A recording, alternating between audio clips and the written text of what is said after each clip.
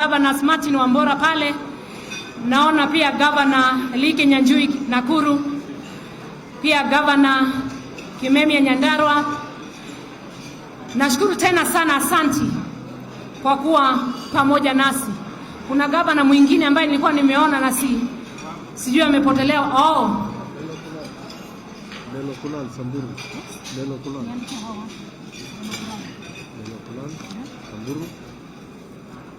And Wajia.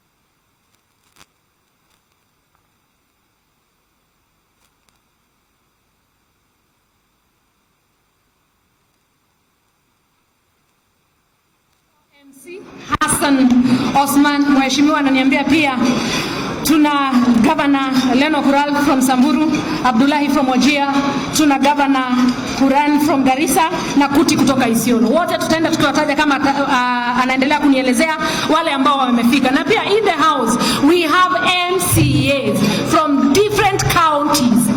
Thank you so much. Pia majina yenu nikiyapata nitaenda nikiyatangaza hapa. Governor Mkora Wajia.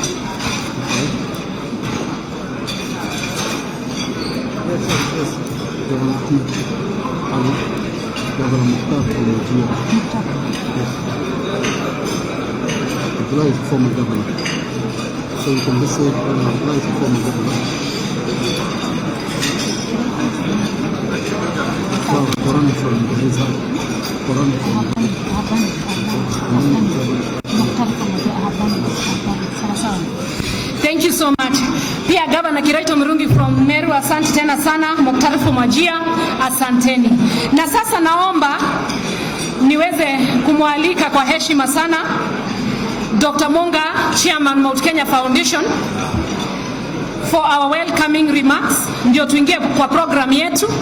Na niliomba kwa heshima tukianzia pale nje tuna mahali ambapo tunaweza keti. Kwa wale ambao wanaingia ndani hauna nafasi ya kukaa, naomba kwa heshima tafadhali tupate nafasi ya kuketi pale nje, wale ambao hawana nafasi hapa ndani.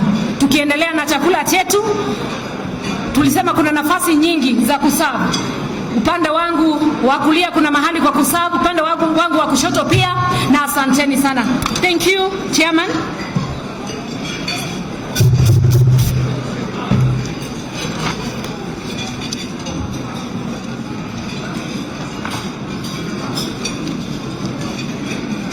CS, attorney, the leader of these big delegations, our brothers and sisters,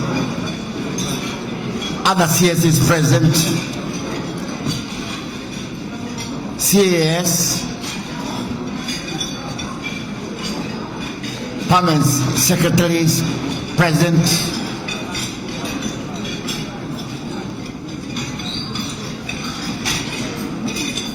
members of parliament, MCAs, all protocols observed. I should have said the chairman of Rema Central Association, Bishop Matthew. Today, allow me to say, is a historic and a momentous day filled with divine favor for the people with common heritage gathered here just to thank God for the heritage that He gave us, which is the mountain, and the second mountain, tallest mountain in the region. Our heritage is the second highest and the most romantic mountain in the region, and the inhabitants of this area are blessed by God, by the Creator, for being hardworking, business-minded, and peace-loving people. The name Kenya is derived from our heritage, so we have cause to be proud that we are the custodian of the mountain from which the name of our beloved country is derived. In here, for those who may be watching us from far, we have our brothers and sisters from Wajir, Mandera, Garissa, Samburu, Turkana, Tana River, and on the other side we have Nakuru, we have Laikipia, we have Muranga where I come from, we have Embu, we have Meru, and many others that are in the west and east. Today we have come here to baptize our other brothers from Mount Kenya North. If you stand with a strong binocular, even an average binocular at the top of Mount Kenya, you'll be able to see the cities and the capitals of the counties that I've just named. You don't have to be there, but you'll be able to see the people from the top of the mountain while you are at the top. For us from the west, west of mountain, east of the mountain, and we believe that our God lives there, and we strongly believe that our God who stays there is able to provide his divine powers to our brothers living in this other neighborhood. Today we are here to discuss those issues that are common to us because we have a common heritage, and there are certain things that we need to do together, we need to agree on, so that we can live in harmony, as we have always been known as very peaceful communities around the mountain. Hitherto, and during the colonial days, our brothers in North Mount Kenya, were known as coming from the frontier district. But with independence, and again in recent times, they are no longer saying that they are going to Kenya when they are coming to Nairobi and other parts of Kenya, because they know they also belong to Kenya. Because they no longer say that they are marginalized. The third highest position in the governance of Kenya is the Minister for Finance. And it comes from no other place than what used to be called Northern Frontiers. How would you therefore say that they are marginalized? He holds the pass. He keeps the pass. So that is a demonstration that we are on one Kenya. We need therefore to demonstrate that we, in pursuance of what His Excellency the President Uhuru Kenyatta says, that he would like to leave this country as a united nation, as a united country, and we have got to start by showing by example that these counties that I've just named have that united concept of what they need to do in this country. So we are doing nothing else than to show the rest of Kenya that we have a united communities around Mount Kenya. Usually when you go, you call a visitor in your house and you feed him with whatever you're prepared for him, you'll be implied to talk much. So I don't intend to bore you with a lot of stories because you are visitors. So you have the freedom to come and tell us all that you have to tell us because you are our visitors.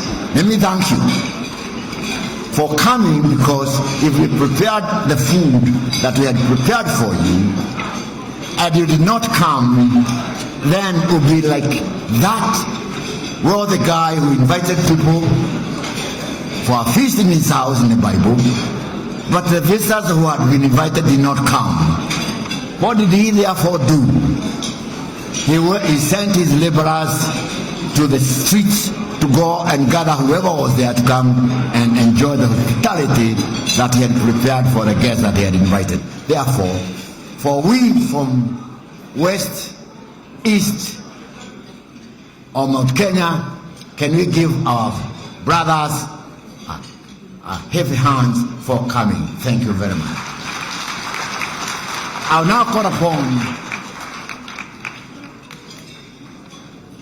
the Vice Chairman of Mount Kenya Foundation, Titus Ibui, just to tell us briefly why we are here today. Thank you, Mr. Ibui.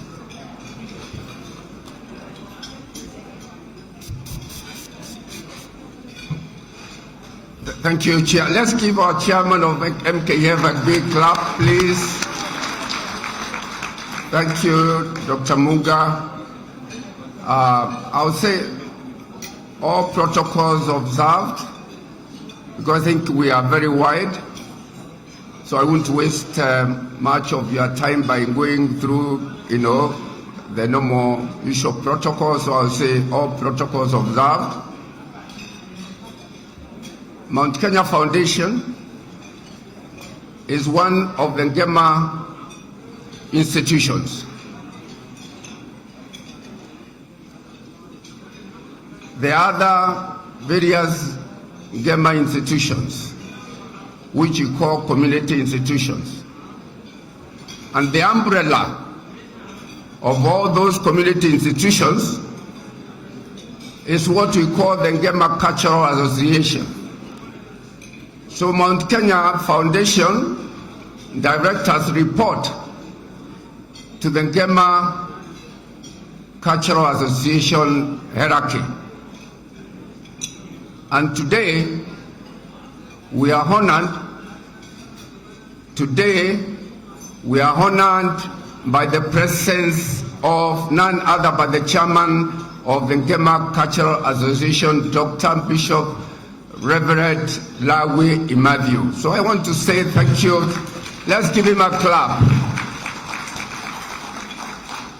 That's the reason why when he's standing, I can't be sitting. So for me to say it, he has to be seated. So Bishop, thank you very much for the honor that you have given to us to come to this occasion. It was a very short notice to you, and we want to thank you from the bottom of our hearts for you, to bless us with your presence.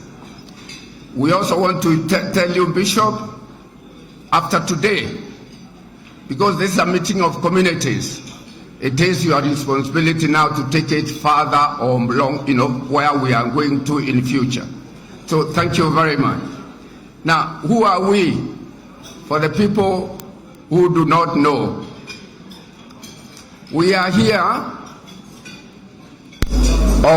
as communities drawn from 21 counties. Out of the 47 counties in this country, 21 are gathered here today. Their leaders are gathered today. That is Lamu, Tana River, Garissa, Wajir, Mandera, Isiolo, Marsabit, Turkana, Samburu, and I think the Pokot. And then we have the Meru County, Tharaka Nithi, Embu County, Kirinyaga County, Murang'a County, Nyeri County, Laikipia County, Nyandarua County, Nakuru County, Kiambu, and our host, Nairobi. Those are 21 counties gathered here. So our gathering here is very significant because we are making a statement to this country. We are making a statement to other communities. So these communities who are meeting here are leaders, drawn not only from elected leaders, not only from the governors, not only from the senators and members of parliament. It has also the cultural leaders, the tribal and community leaders drawn from all those counties. So it's a big represent that we have here today. I would want to recognize our elected leaders, our governors, and our community leaders, and our executive who have been able to be with these other community leaders. But I want to leave that individual responsibility to their respective speakers who will represent them to come and introduce them. We have a governor who will talk on behalf of the governor, so you recognize and identify the governors with us. We have members of parliament, so the member of parliament will talk on behalf, will be able to introduce, and other categories like that. I'm also told now we have Kajiado also present. Let's give them a clap. So we are 22 counties. So where are we here today?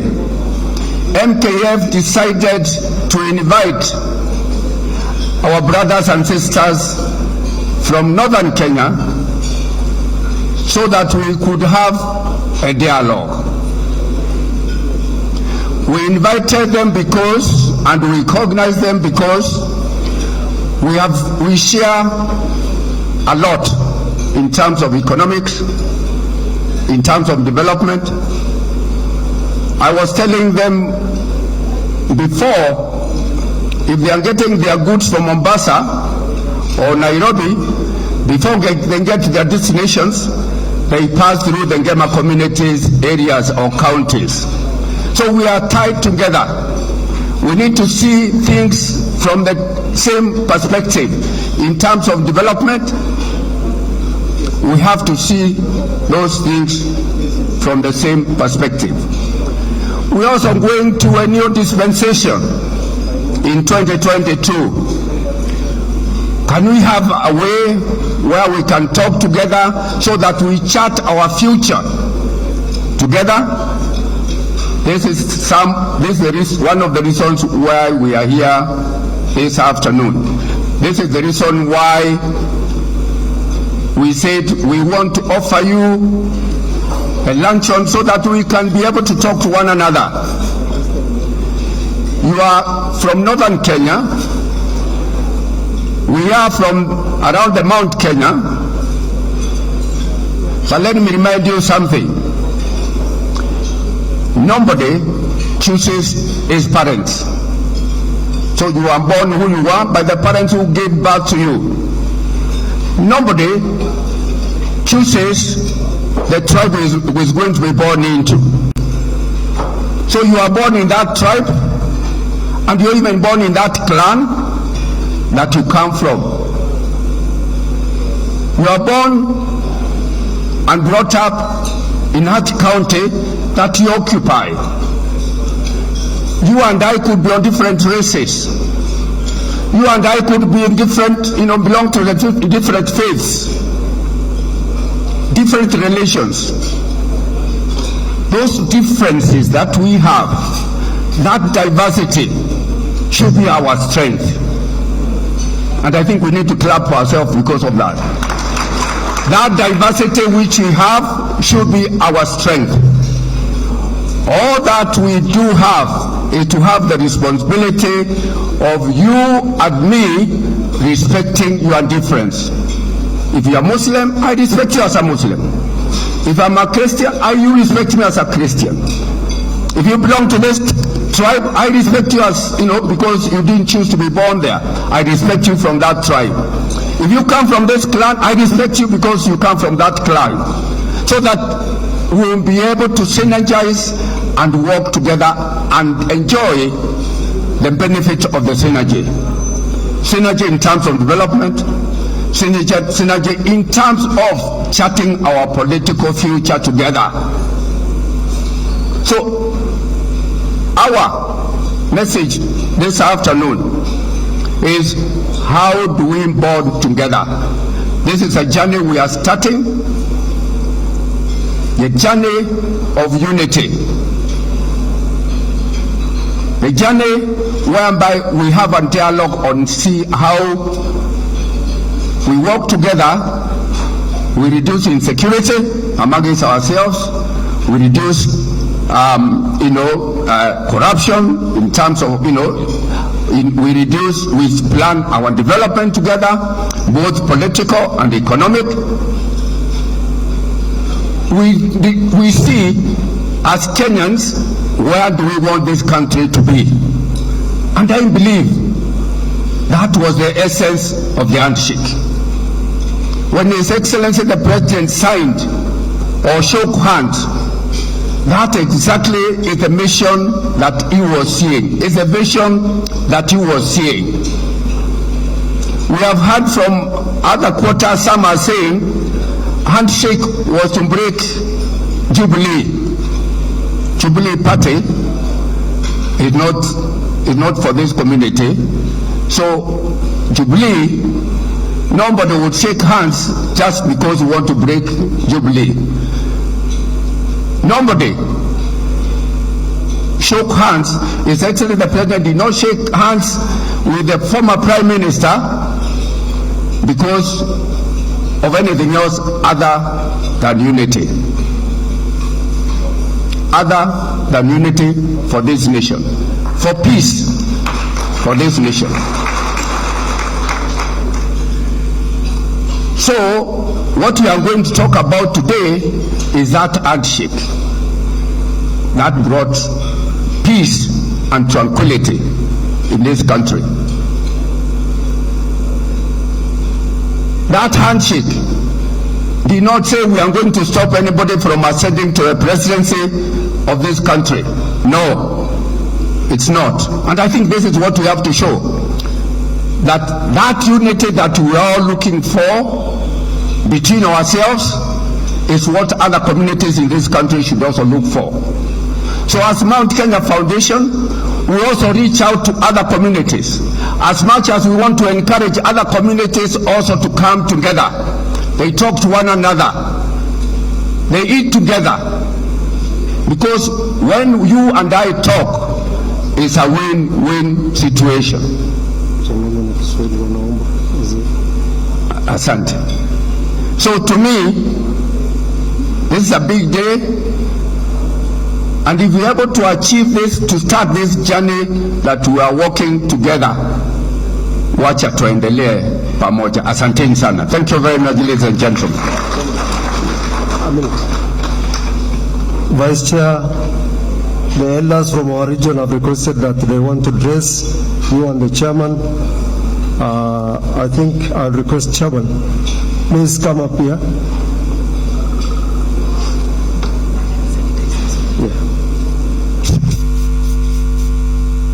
On behalf of the elders from our region, Mzee Mohammed Ali, Chairman of Borana Council of Elders, on behalf of the Samburu Council of Elders, the Turkana, Waliwana, Munyoyaya, Wardai, Orma, Burji, Gabra, Sakuye, Elmolo, Borana, Dasnach, Sidamo, Rendile, Bajuni, Okomo, Tigodia, Murule, Ajuran, Malakote, Kola tribe, Garre, Harti, Wayu, Isaac, and Galjain.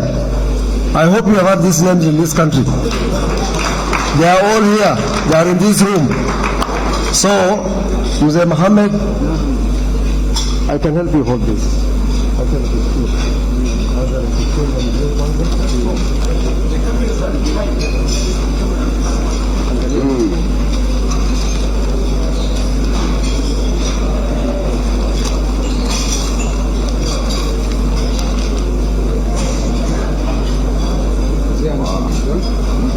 Koi. Hiyo. Hii ni ya kuvaa. Round. Swalishaga hii ni ya kulala nayo usiku. Oh, okay. Unakuwa unalala nayo.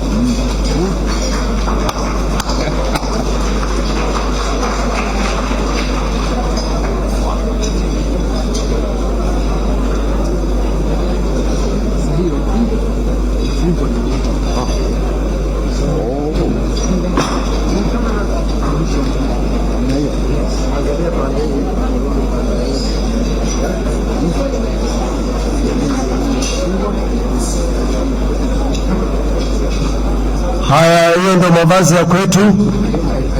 Ukiona mtu anachunga ngamia, yule anachunga ng'ombe ama mbuzi, hiyo ndio nguo yetu. Lakini sababu mzee labda ana ngamia, atalala naye usiku badala ya kuhangaika na ile nguo zito zito.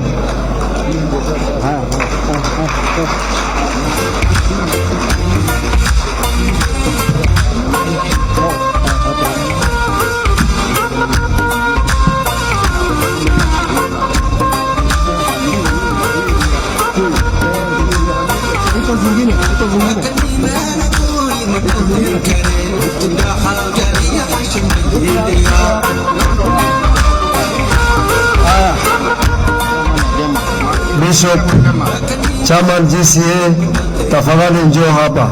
Bishop Lawi Imadhiu.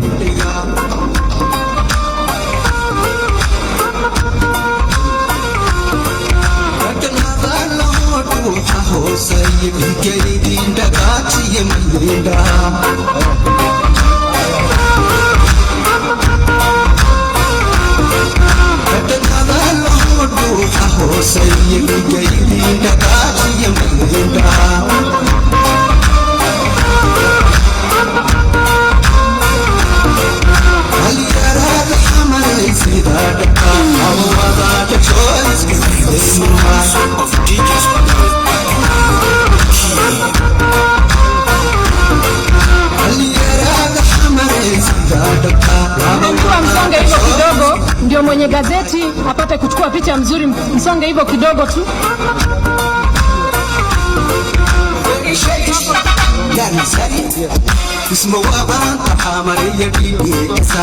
Kiwa sawa, mtaniambia wanahabari.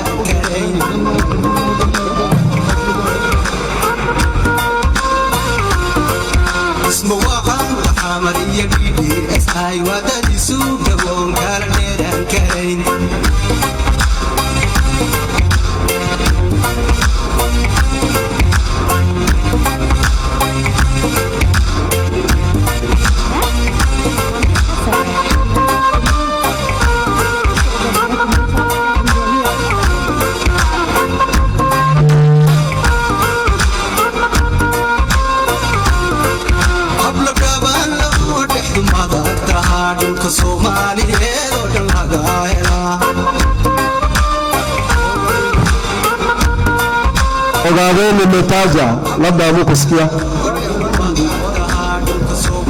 Haya, sasa Vice Chair, wacha avanishwe pia.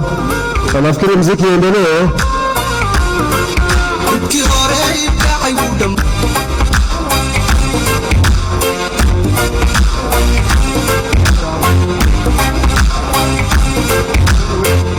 Haya, mambo ndio hayo sasa.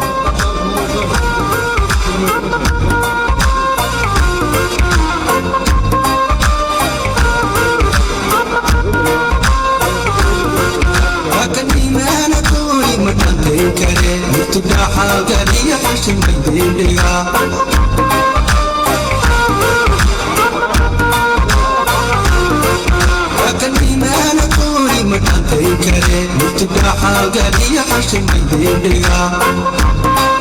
Wale ambao wanachukua picha ukimaliza uniambie ndio tuweze kupiga hatua nyingine mbele. Nimekwambia members of parliament wananikimbisha haraka sana. Nataka niwaachilie tafadhali ndio waweze kutembea. Wakati ni wasukuma na tunawaelewa. Asanti. Asanti. Asanti. Thank you so much.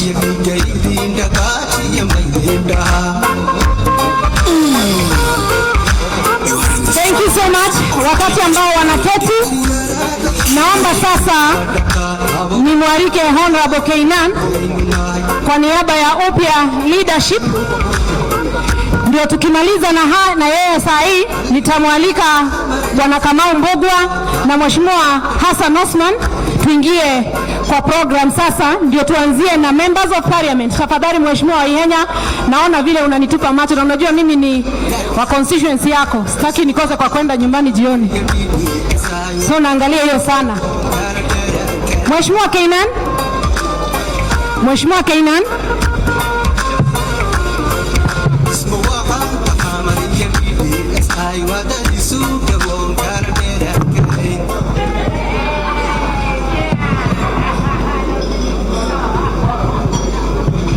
I can see the chairman is still excited with our traditional regalia. The leadership of the Mount Kenya Foundation, the leadership of the UBIA coalition, governors present, CSs present.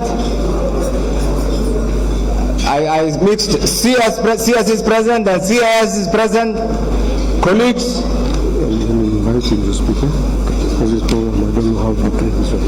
Colleagues from both the National Assembly and the Senate, all invited guests. Assalamu alaikum wa rahmatullahi wa barakatuh. May I take this opportunity to join the chairman of the foundation in welcoming you, as we have all been welcomed. And I'm sure we have had a bit of a very good taste of the food here. It's a blend of the Mount Kenya cuisine and you know, actually some of the best food come from the pastoral communities. You need to test. You will be surprised.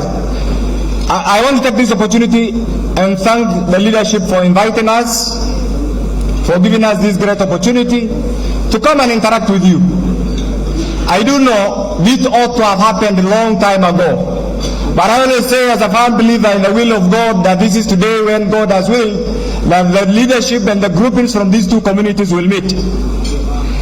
I want to also take this opportunity to thank His Excellency the President for according us here as a group and also the entire nation in such a peaceful atmosphere. I just want you to reflect for a moment what happens and what is happening in our neighborhood and count ourselves as the luckiest people in the East African region. This is the only country that has never gone through militarism. This is the only country, notwithstanding all the other few challenges that we have had, and therefore we count ourselves lucky, and I think it's one thing that we must also appreciate. This is why we have earned the tact.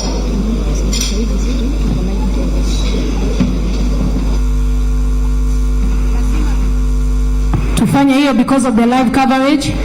Pole sana Mheshimiwa Keynan. Asante. Thank you.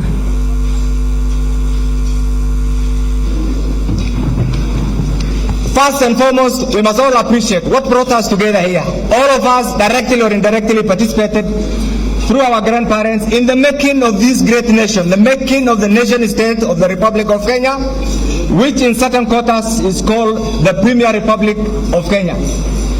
We must clap for ourselves because without that tact, we will maybe we'll have been in our tribal cocoons. I'll be in a Somali cocoon, somebody will be the cocoon. But our forefathers in their own wisdom fought for our independence, jealously gave us this great nation. And you know the number of things that we have in common, the national flag, the currency, the presidency. These are things that unite us. And minus them, will be a failed state, will be a banana republic. That is why whoever is at the helm of the Republic of Kenya, and right now His Excellency the President Uhuru Kenyatta, we must pray for him, we must thank him to always apply wisdom and resilience in continuing leading this nation until the day when he will hand over to another president. The reason why we are here today, being part of the dynamic, the Kenyan society,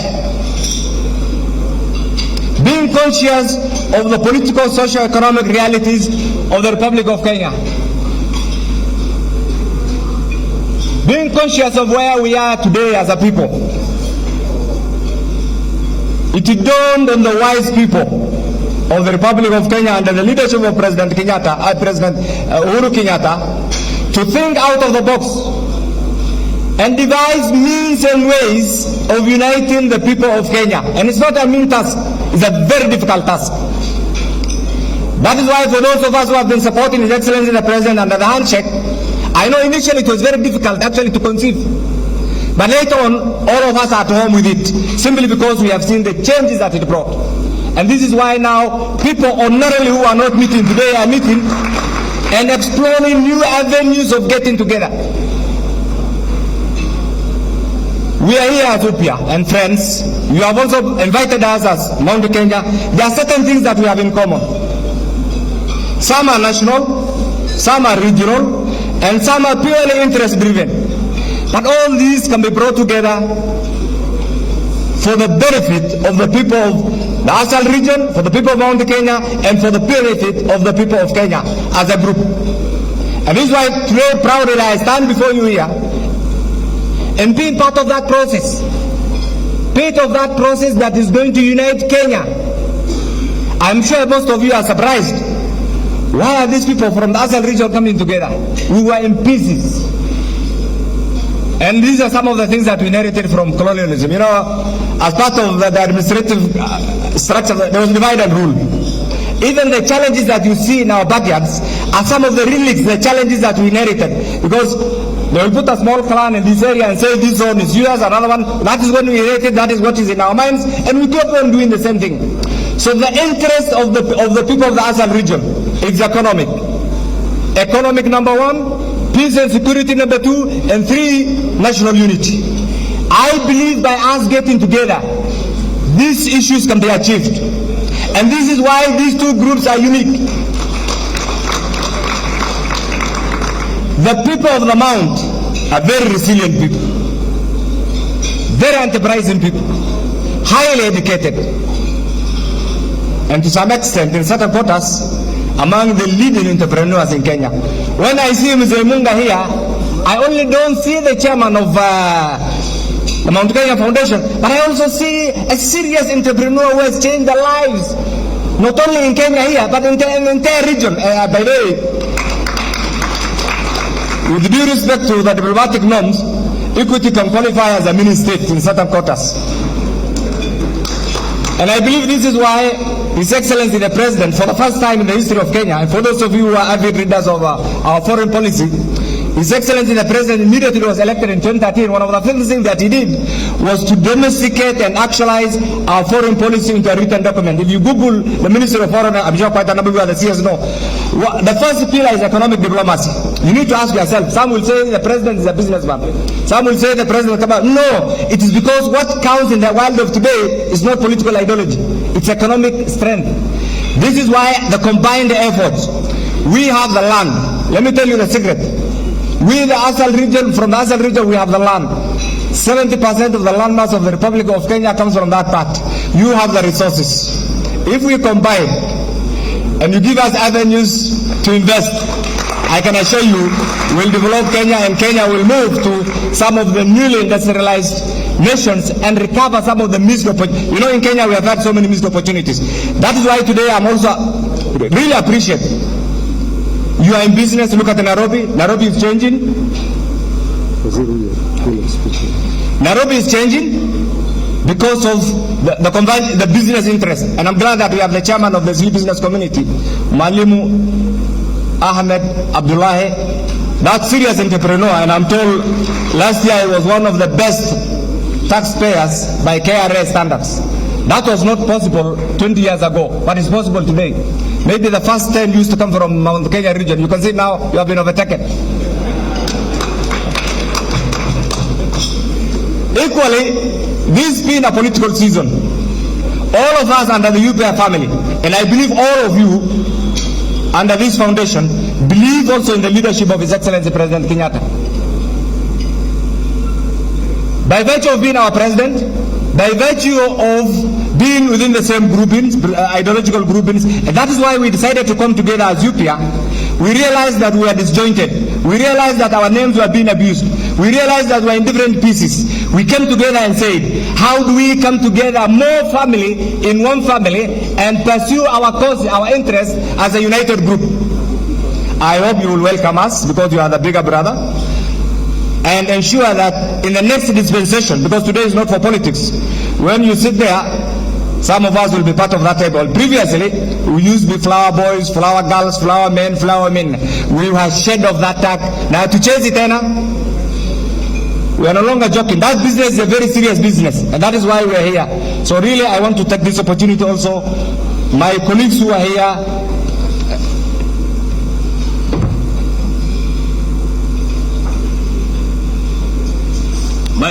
here, I know quite a number of them, have really been supportive of His Excellency's cause. This is the period when people in normal run away from the government of the day, because normally towards the end it's not. But I realize right now many people are coming towards the center and supporting the government. That itself is something that we ought not to get for granted. I have been tasked. Maybe I didn't introduce myself for those who did not know me.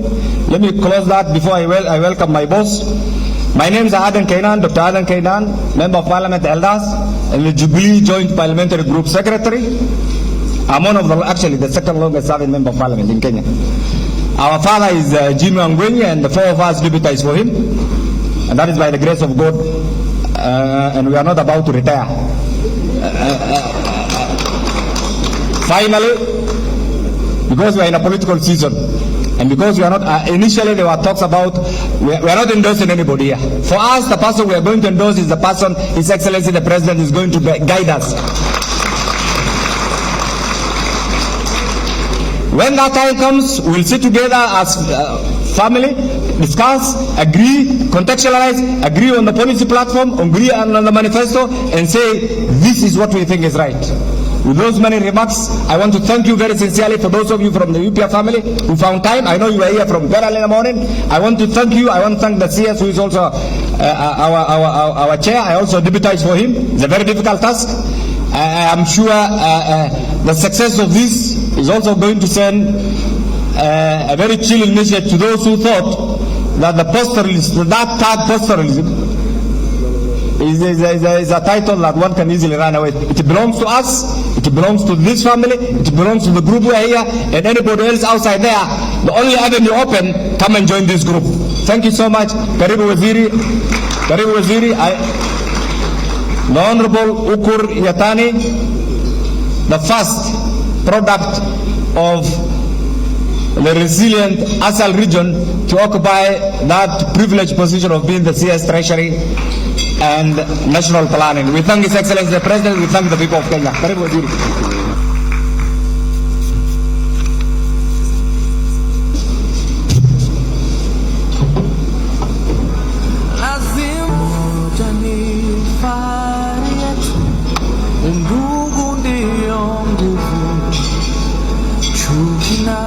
Elders and leaders of Mount Kenya Foundation, led by Bishop Lawi Matthew, Bwana Munga, Bwana Mbui, and the rest of the leaders from that region. Elders and leaders of Northern Kenya who are here in the various shades and colors, led by the sultans, the respective chairs of various clans and communities. My fellow cabinet secretaries who are here, and I'm happy that they found time to be here. Professor Kobia, CS, Gender and Public Service.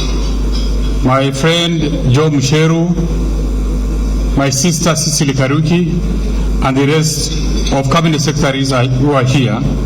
Honorable governors from my backyard, the governor of Isiolo, Dr. Kuti, the governor of Wajir, Mukhtar, the governor of Garissa, Ali Korane, a number of deputy governors who are here, and our partners from the Mount Kenya region. I see Governor Kiraitu, Governor Kimemia, and my compatriot, the chair of the Council of Governors, Wanyambora, whom we were together in the first county government, and Honorable Lipa from Nakuru. My neighbor and my young brother, Honorable Moses Lenokulal, who is now doing his second and last term, the governor of Samburu, and many other governors who are, maybe because I have not been able to recognize where they are, I want to thank you very much. Honorable Senators who are here, there are many of them here. I see Senator Fatuma Dulo, I see Senator Faria, I see Senator, the youngest kid on the block, Senator Abdul Haji, one of the very important family that we remember from time immemorial, the Haji's family, who had mentored us, who showed us the way, who gave us the value of valuing others and working with the government at all times. Honorable members of the National Assembly, I just want to, if you don't mind, particularly from our backyard, please just stand up. You might not get another opportunity. Honorable members of the National Assembly, Senate, the Opia family, wherever you are. This morning we counted about slightly more than 40. They are from Samburu, they are from Marsabit, they are from Isiolo, they are from all these regions, that Mandera, Garissa, Wajir, Tana River, all of them, and Lamu. Can you mention the MCs? There are very many, especially like Isiolo. Yeah. Thank you very much, and I'm sure maybe you are going to get a formal introduction later. Honorable members of the County Assembly who are here, please, I know because of the quota, we did not invite all the MCS of the ASAL areas, of the Upia family, of Upia counties, because we are going to have a session in the course of, in the next 10 days with all our MCAs. We'll count more than 300 to 400, and we are going to have a meeting with them. But wherever you are, if you are part of the delegation, just please stand up for it so that we can recognize you. Karibuni sana. The chief administrative secretaries who are here, the principal secretaries, distinguished guests, ladies and gentlemen, good afternoon. Firstly, allow me to express my sincere gratitude to the distinguished elders and leaders of Mount Kenya Foundation for their recognition and invitation of the leadership of Northern Kenya under the Opia family, under the Opia movement. We do not take this gesture of friendship for granted, particularly noting the prevailing political season in the country, the constraint of time and the need to build relationship across every corner of this country, and that you found time and the need to invite us for this luncheon is a gesture that we do not take for granted. I have therefore no doubt in my mind of the good faith and intentions underpinning this unique get-together. It can't be for granted. It can't be taken for granted. And it can't be by coincidence that you thought about reaching out to us, building a relationship, and finding value in these vast counties is not a mean task. We may wish to know that the people of Northern Kenya, in their ethnic and clan diversities, are interwoven by shared history, geography, and common socioeconomic circumstances. They are in many ways and so often defined by commonalities of hardships, sometimes known for insecurity, sometimes known for hunger and general deprivation. And that is the rallying call that brought us together. We think we have so much to share in common in terms of the sheer hardship that abound in those regions. But we felt we can change that into opportunities. Past attempts by leaders of this region to get together to discuss issues of mutual concerns and collective good for their regions have failed, sometimes due to external interference, sometimes due to intimidation, and generally even sabotage within government. I'm referring to in the past. When people of this region try to get together to discuss a cause and destiny of their own, it has not been very easy. It has always felt resistance. It always felt barriers along the way, either at the local level and sometimes even at the national level, because there is value in them getting together, and there is also the potential danger of sometimes even when they get together, if their voices are not heard. The communities of northern Kenya have now reached of age. As an integral part of President Uhuru Kenyatta's government, have decided not to miss out on the ongoing national discourse. In a transition like this, we want to get together as one united front, as communities defined by the commonalities I earlier indicated, and we want to be part of that train, because we are already one. President Uhuru Kenyatta has given us an opportunity, appointed quite a number of personalities from this region into senior positions of leadership and senior positions of decision making, including my own position as a cabinet secretary in charge of finance, not for the region, but for the country, where it has given me an opportunity not only to decide and shape the destiny and the economy of this country, but also go beyond and engage with international organizations to determine the course of this country. It's not a mean achievement. It's a task, it's a position of trust, and forever myself, my people, and my region will remain forever grateful for that gesture. It has taken this region maybe more than close to 60 years to find space in positions like that. The kind gesture of the president is a testimony that the region is no longer on the margins, but integral to the national decision-making process. We can no longer talk of marginalization. We can no longer talk of deprivation. We have no reason to complain, because the people making decisions are here with us, and they are from the region, and they have an opportunity to change the course of history for the region themselves. This is the reason that we have stepped forward to provide leadership and actively contribute to the current political debates under UPIA movement, a movement that has given life to the region. It's given us a political voice. It has given us an opportunity to organize ourselves, that yes, indeed, in our numbers, in our voices, we can make a difference and be part of the national discourse. In retrospect, the current political developments reminds us of the journey that this region has traveled. When you reflect back to pre-independence, to independence, and other successive governments, it gives us an opportunity so that we do not make the mistakes that happened that time. This region missed out on the constitution-making process of the independence. When people went to Lancaster, these regions were nowhere. They were busy standing up against the government, doing shifter war, and getting challenges in their own small clan and ethnic differences. We even missed out on the major policy-making sessional papers of this government, including the sessional paper number 10 of 1965 that defined the course of the direction of the economy, where this area was just an appendage of that important sessional paper, claiming that investments going to be done in agriculturally high potential areas with the hope that if there are things that will come out, the remains will be shared in the marginal areas.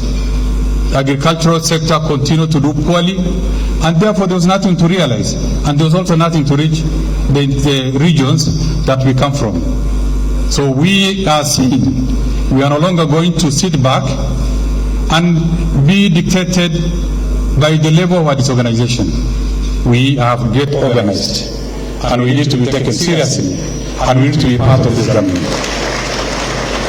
This meeting between the Mount Kenya and Northern Kenya communities reminds us of the long, cordial, and socio-economic symbiotic ties that existed between the two regions, where exchange and trade of livestock, coffee, tobacco, name it, predates independence. Even in the 18th century, in the 19th century, in the 20th century, before independence, these two communities, wherever their clans, wherever their ethnic identities, were engaged in some form of trade, in some form of exchange of goods. And this is now where we want to bound on, and this is where we want to capitalize to bring these two regions together. Even in the modern day Kenya, these two communities that dominate the two regions, they still dominate the economic scene through aggressive pursuit of trade, investment, and creation of wealth. When you look at the businesses in Sli, the people who are always side by side are the people of these two regions. When you go to every vibrant market, you will see a handful of people from northern Kenya, even the huts of Kikuyu land. And you will see these communities from central region in the huts and mines of people in the remotest part of this country. Where there's a small trading center, there is chance that there is a Meru from Tigania who's selling tobacco somewhere, who's selling this. These are ties that we want to capitalize on. They indeed, these two communities or the two regions, contribute handsomely to the national revenue through payment of taxes from the proceeds of their hard labor and investments, not only mentioning employment levels they create. From where I sit in the National Treasury, the most pleasant person in the region that I look for are the people who pay the highest tax. The returns that we get from these two regions is by no means comparable to any other region. And that's why they're important in this country. And that's why they need to build and strengthen the ties of friendship for the betterment of the entire country. On behalf of the people of Northern Kenya, I extend a hand of friendship and warm invitation to the business communities of Mount Kenya region to come and invest in our region. Northern Kenya portends tremendous economic opportunities from abundant land constituting almost 70% of Kenya landmass. Natural resource endowment, when you talk of the green energy mix, when you talk of solar, when you talk of wind, when you talk of geothermal, that is the mother of all natural resources, and that is Northern Kenya. When you talk of livestock in their diversity, whether camels, you might not be very keen about the camels, but you know it is the pride of our region. When you talk of cattle, when you talk of sheep, when you talk of goats, maybe we do not keep some other animals for obvious reasons. But this is where to a great extent, over 70–80% of these natural resources are found in these areas. When you talk of minerals, I know as somebody in the heart of government, the current survey about minerals that's going on in the country, to a great extent, they are found in Northern Kenya. And it's the future economic front for this country. North is the place to be. And the earlier you make a decision to invest in those regions, the better for all of us. And that's why we extend a hand of friendship, a hand of partnership for the collective good of our country. I see this meeting as a brave beginning for a brighter future for our people and for this country. That's why we need to put aside perceived differences, because in reality I know there are no differences. Sometimes they are manufactured by people who do not want others to progress, and engage freely and honestly to build a level of partnership and trust among each other that will enable collectively enable us to speak collectively with one voice, articulate a coherent position on economic and political matters to ensure a brighter future for our region and the country. We've been told by the previous speakers the sheer relevance you find in our constitution. The people in this room alone, if they speak in one voice, I don't think there will be need for any other election. It will be decided here, including the 25% majority. And it's doable. It's been done. The leadership of entire Northern Kenya is here. Their council of elders are here. Their religious leaders are here. The people who are trusted are here. Once they make decisions, then it's a done deal. And this is the direction that we want to go.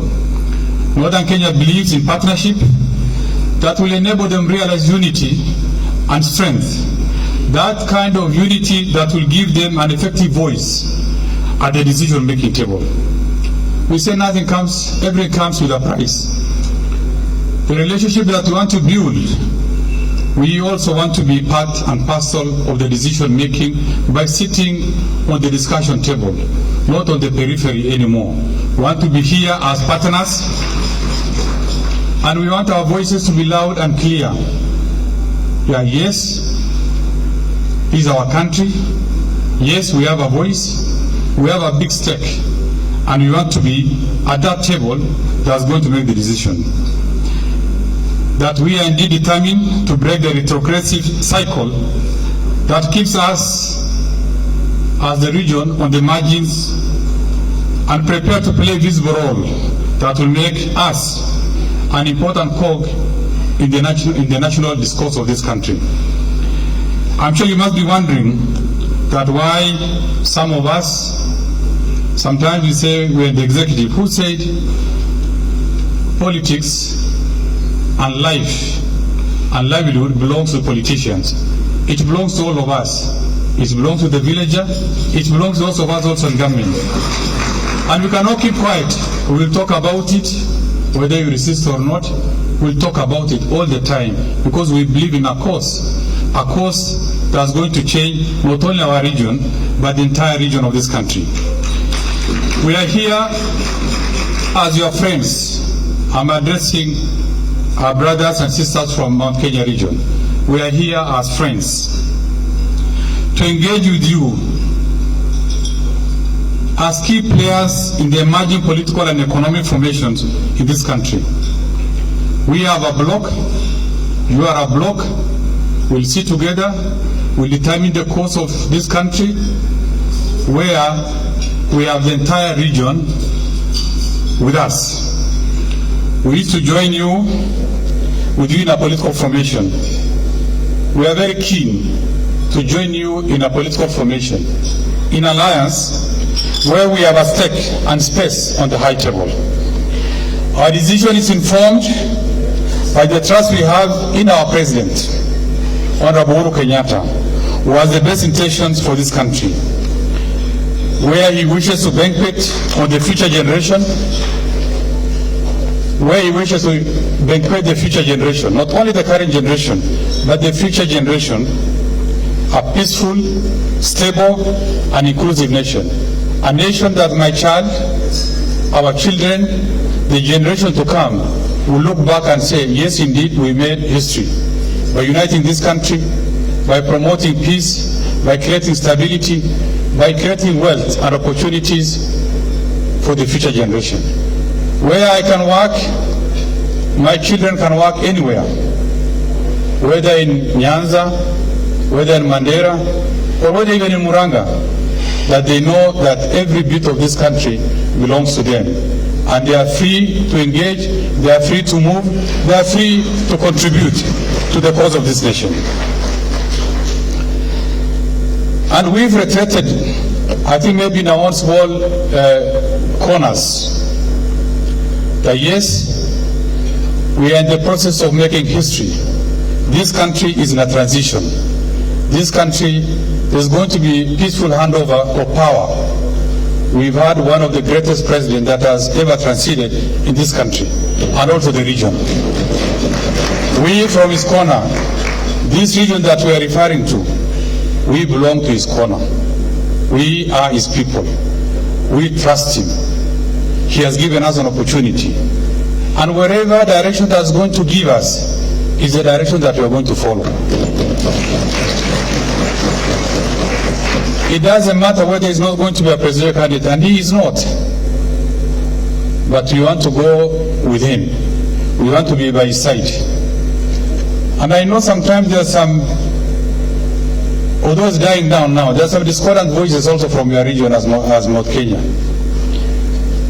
We are inviting you back to where we are. We invite you back to where Uhuru is.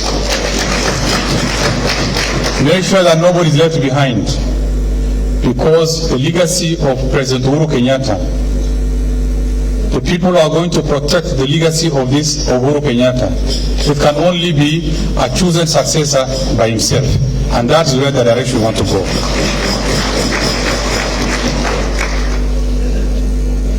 He has given us his dreams and vision for this country has been very clear. That's why you see he's blind to whoever he gives opportunity. That's why some of us, because of his own decision, he trusts us with the past of this country. Because he knows we are Kenyan, because he knows that we can make a difference. And that's the direction we want to go. I want to wish you well. Nafikiri kwa niaba ya watu wetu, pengine sisi unajua tumetoka mali tofauti. Sisi kama jamii ya sehemu hii kaunti 10 kutoka Lamu mpaka Turkana, tumekuwa na mawasiliano si siku moja, tumekuwa na mawasiliano ya zaidi ya mwezi 3. Tumechambuana na tumejua nani yako na sisi, na tumetengeneza critical mass. 80% of our elected leaders are in this room. Almost, maybe there's only 1 or 2 governors who are not here. The rest are here. And almost all the senators are here. All the members of the National Assembly are here. We've decided to move on a conscious path. Even all the former governors are here. That we built one home called Upya. Upya ni movement yetu kama jamii ya sehemu hii, lakini tutakuwa na vyama tofauti. Kwa hiyo chini ya vyama tutashindana, lakini tutakuwa na sauti moja, ambao kama mtakubali, tunataka tumalizane mambo ya uhusiano kati yetu na ninyi. Tukiweka sahihi, wakati mambo inazungumziwa ya kuzungumza mambo ya Kenya, ninyi kwa ajili ya pengine idadi yenu mtakuwa watu 10, sisi pia tuko na haki hata kama ni nafasi moja ama 2 kukaa kwa hiyo meza na kupanga mambo yajayo. Asanteni sana, Mungu awajalie, Mungu awarehemu. Nashukuru zaidi.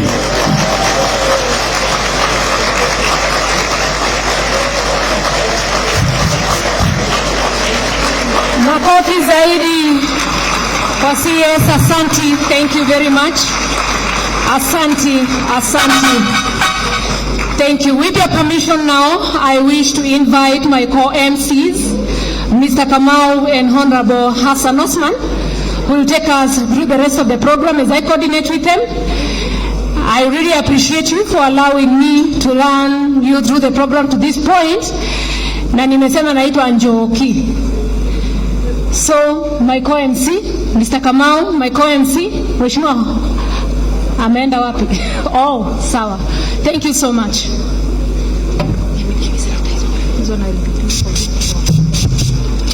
Distinguished leaders, ladies and gentlemen, good afternoon. Kama alivyotaja mwenzangu, jina langu ni Kamau Mkubwa na tutashirikiana na mwenzangu Mheshimiwa Hassan Osman kuelekeza sehemu inayofuata katika ratiba yetu ya leo. Imekuwa ni dhahiri kwamba waziri ameongea kuonyesha kwamba hiyo ni key speech, lakini tumeomba msamaha kuibadili ratiba kidogo ili kusiwe na viongozi mbalimbali ambao wataondoka kabla ya kuisikiliza hotuba yake.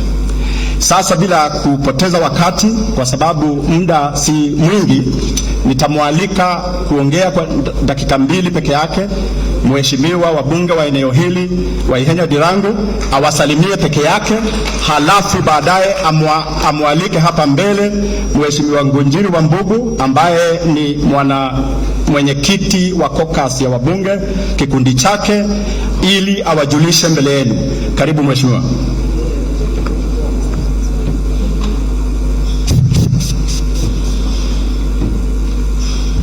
God is good all the time. Assalamu alaikum. Our hosts today, eminent elders of Mount Kenya Foundation, Ngema Association, Upia Fraternity, and prominent leaders and councils of elders from all the 22 counties gathered here, Your Excellencies, the governors, deputy governors, former, sitting, and future, members of parliament and senators, sitting, former, and future, members of the county assemblies gathered here, sitting, former, and future, members of the county executives and members of the national executives, leaders, captains of industry, leaders in SMEs and Juakari, our religious leaders, women leaders, and youth. I want to thank you for allowing me this chance on behalf of the great people of Loisabu and Nairobi to welcome you in this sitting, Loisabu constituency at Safari Park. I have been tasked with only naming the members of parliament who are here with us because you invited them and they need to return the cards. So straight away, I'll go and mention their names. And thank you very much, CS Ukuli Yatani, Ambassador, our brother, Adan Kenan, Commissioner, and all other protocols observed. With us here, who received your invitation and attended in person, all myself, Waihenya Dirango, yours faithfully, Member for Loisabu, Honorable Munene Wabuhu Kirinyaga, Wagari Mwaniki Kigumo, Major Bashir, MP Sophia Abdi Ijara. Yeah, it is proposed that you start as I call you. So, Wabuhu Munene Kirinyaga, Wagari Mwaniki Kigumo, Karari Jama Kiaba, Major Bashir, MP Sophia Abdinur Ijara, Peter Kihara Madioya, Rashid Kasim Wajia, Fatuma Gedi Wajia County, Naisura Resuda Saburu, Abdinur Lafe Mandera, Honorable Abdi Karim Fafi, Honorable Dr. Duare Dirie Dadab, Honorable Kinan Adan, Honorable Shashuganya North Hall, Honorable Bashane Tabaj, Honorable Faria nominated Senator, Professor Honorable Omar Mohammed Wajia South, Honorable Senator Fatuma Duro Isiolo County, Honorable Hire Rajera, Honorable Mama Reshomo Saburu, Honorable Adan Haji, Senator Jackson Leku Montarel, Saburu East, Alois Lentiomanga, Saburu North, Abdi Koropo Tepo, Isiolo South, Honorable Madam Rueda Obo, Lamu Women Lep, Honorable Maina Kamada, Elder and nominated MP, Honorable Senator Abdurahi Haji, Garissa, Honorable Stanley Mudhama, our diaspora in Lamu West, Honorable Joe Manje from Kajiado, the Honorable Isaac I.G. Goge, our youngest nominated senator, Honorable Wabogo Gojiri, MP Nyeri Town, and later we will be invited to speak on behalf of the Mount Kenya MP's caucus. Honorable Senator Fatuma Duro, Honorable Jane Jiro, Ebu Women Rep, Honorable Mugabi Geshoke, Member for Odaya, Honorable Peter Mwadhi, Chair Administration, Member for Rimuru, Honorable Kiai Anthony Mukoroine, Honorable Jude Jomo Kiabu, Honorable Jeremiah Kioni Daragwa, Honorable Wajiko Kibe, Gatodo North, Honorable Abere, Laithamis constituency, Honorable Mama County, Sabina Shege, Muranga. Finally, at the very important Honorable Mercy Wajiko Gakuya, our neighbor here in Kasarani. It is now my great pleasure, if it pleases you, the hosts, to invite Honorable Wabogo Gojiri to say a word on behalf of Mount Kenya Caucus. Mumekaribishwa Roisabu, tuna nafasi ya kutosha kushida na kurara. Karibuni.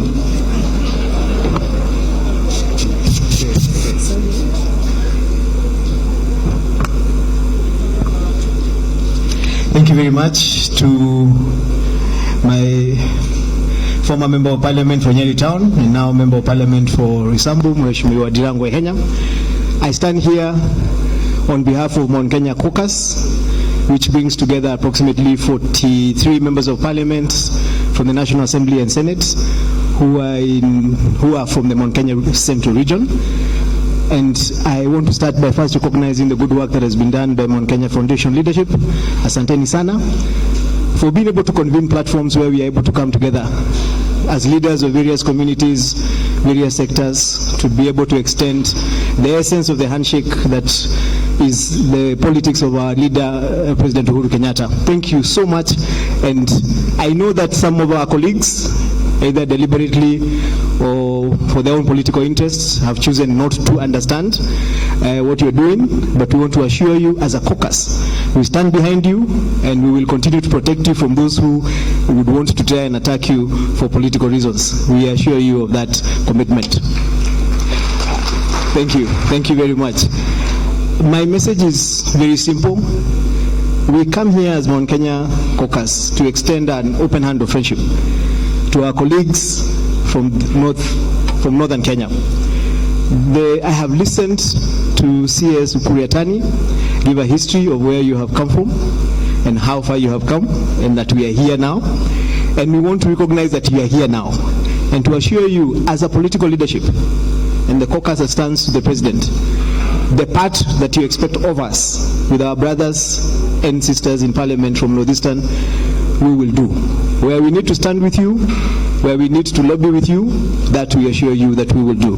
That is the first commitment we will give you as Mount Kenya Caucus. The second commitment is that as we transition and as we get into the transition conversation of what happens in the next government, that table will be wide enough for all of us. So I also want to assure you on behalf of my colleagues that we will make sure if the door is closed, we will open it.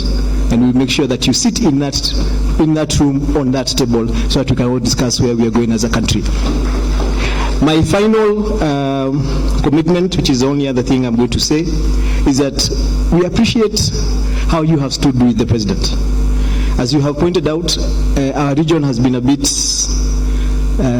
untidy, and we are cleaning up. We are looking forward to the National Delegates Conference that is coming up on the 30th of this month, and we assure you we'll clean up our party. On that part, we assure you. We also assure you will see us doing a lot of work to consolidate our region. I know there's been this feeling that that region belongs to somebody else. It has never gone to anybody else. It still belongs to Uhuru Kenyatta. We assure you of that. And we will go out there and we will prove that. And as we consolidate, why I'm saying thank you is because in Parliament, whenever we have required numbers, you have been there for us. You have stood with our president, and we assure you, and we say, asanteni sana sana sana. It is not something we take for granted, and we assure you we will remember this even in coming days. Should you ever come to us, we will remember to return that favor that you have done for our president, and just to make sure that our country stays stable and continues to progress. That is all you have from Mount Kenya Caucus. Asanteni sana. God bless you.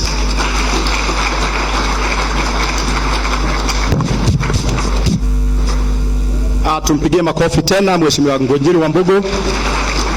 Kabla ya kumwalika ambaye Mheshimiwa Priscilla Nyokabi ambaye ataongea mbele yenu sasa, ningetaka tu kusema kitu kidogo kwamba kikao hiki ni dhihirisho kwamba Wakenya wana imani katika katiba yao tulioiandika mwaka wa 2010. Tukasema kwenye kielelezo in the preamble kwamba we are proud of our ethnic diversity and we are determined to live as one indivisible nation. Kwamba tunajivunia tofauti za kimaumbile zilizoko kati au baina yetu, lakini hivyo hivyo tunajitolea kulinda Kenya isigawanywe au kugawanyika kwa njia yoyote ile. Mheshimiwa Priscilla Nyokabi anajulikana Kenya kwa sasa, yeye ni commissioner wa Gender Commission.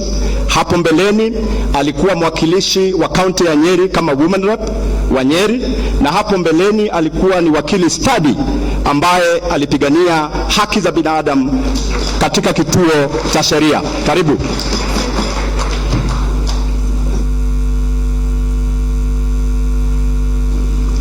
Thank you very much, YMC, and thank you everyone who's here.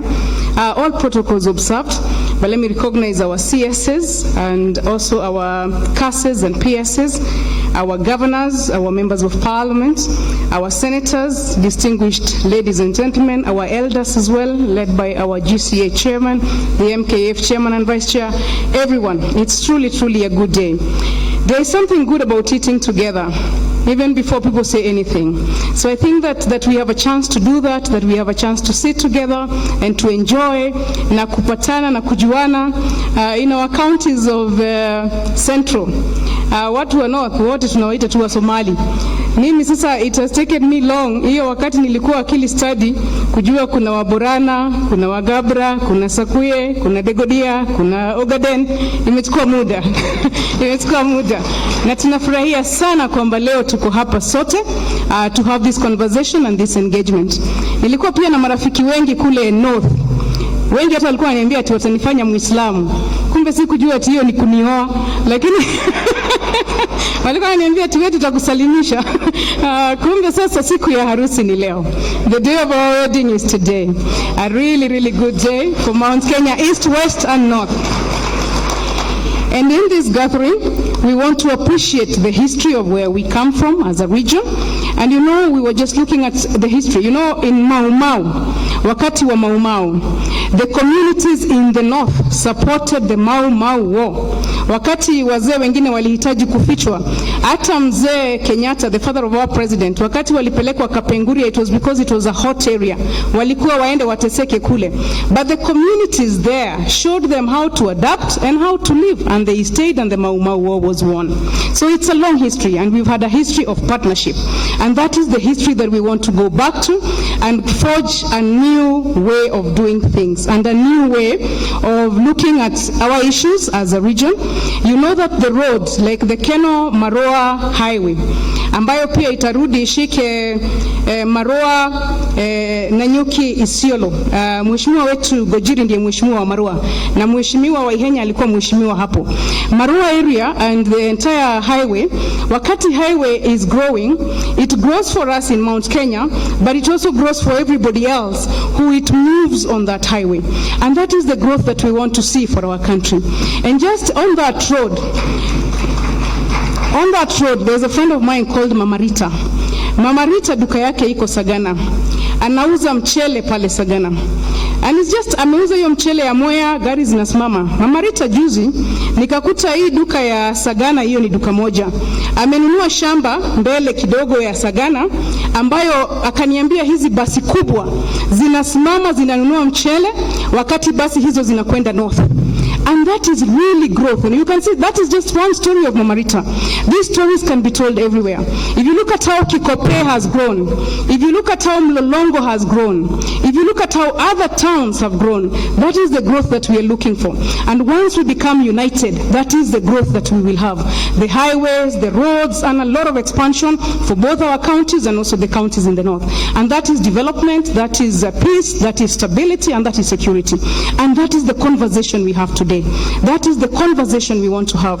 How do we have economic interests that are joint economic interests and a shared vision around them? Na watu wanaanza na economy. Wakishapata economy, Keinana amesema vizuri, tutaingia kwa siasa. When our economy is joint and united, we have to make the same political decisions. We cannot risk the legacy that the president has left us. We cannot risk our future. We cannot risk what we have. We cannot risk the growth that we have made. We cannot risk going back. And if we don't want to make all those risks, it means that the political decisions we make are decisions that protect all of us. Protect all of us. We must protect ourselves. We must protect our regions. We must protect our future. If we make the wrong decision, kulia tutalia. If we make the wrong decision, kulia tutalia. Watu wa Mount Kenya tutalia na watu wa North pia tutalia. So now we need to have that conversation. And that is why this is a really good day for all of our communities, for all of our growth, for all of our development. It is roads, it is water, it is expansion. It is really, really a good story. The type of story that we want to tell in this day and age. And I am personally very, very happy to be part of this story. Kwa mambo ya kina mama, na unajua mimi pia ninakuanga kidogo double agent. Mchana mimi ni gender commissioner, usiku mimi nachunga mlima. Sasa kwa kazi ya mchana ya gender commissioner, we have the story of women empowerment. And the story of women empowerment is also a very good story as to how communities grow. And one of the things that our forefathers did and our mothers did was to eradicate FGM. So me, as I stand here, part of the reason I'm celebrating the East, West, and North coming together is because also East, West, and North can eradicate FGM. And there's something very good. You know, kwa hii maneno tunasema one man, one vote, one shilling. Sisi tumeongeza one wife. Sasa ni one man, one vote, one shilling, one wife.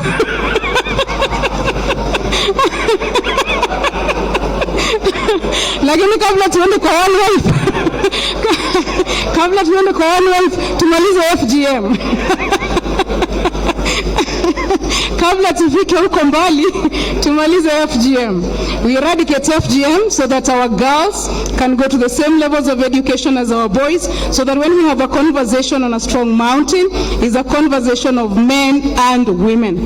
Men and women from East, West, and North. And some of those practices like FGM, when they are eradicated, then the women can be equal to the men, and that's what we are praying for. I want to end with a story. And the story is the Game of Thrones. The Game of Thrones is a game of leadership, like what we have with the presidency. Game of Thrones. We protect the throne, we protect the presidency. In the Game of Thrones, it is the North, the communities in the North. And the communities in the North in the Game of Thrones have a saying that winter is coming. And if winter is coming, you prepare for the winter. So the communities in the North have very handsome kings. Just like our northern communities, our men, najua hata hamtafurahi sana, lakini handsome men are really in the North. So now, the handsome kings of the North, it is time to protect the throne. It is time to protect the presidency. And just like in the Game of Thrones, where the presidency is protected by the communities in the North, even our presidency here will be protected by the kings of the North. King Uhuru, King Kainan, and all of the kings of the North. And we from the East and the West are happy to join the kings of the North in protecting the presidency and forging a united front. I was saying as a technical committee, because I led that technical committee that put together this meeting, is that we are stronger together. We are stronger together. Please say with me, we are stronger together. We are stronger together. We are stronger together.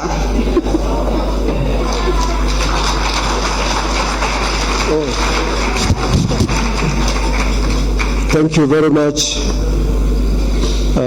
Chair Commission, Gender Commission. But she should tell us who brought her that buibui.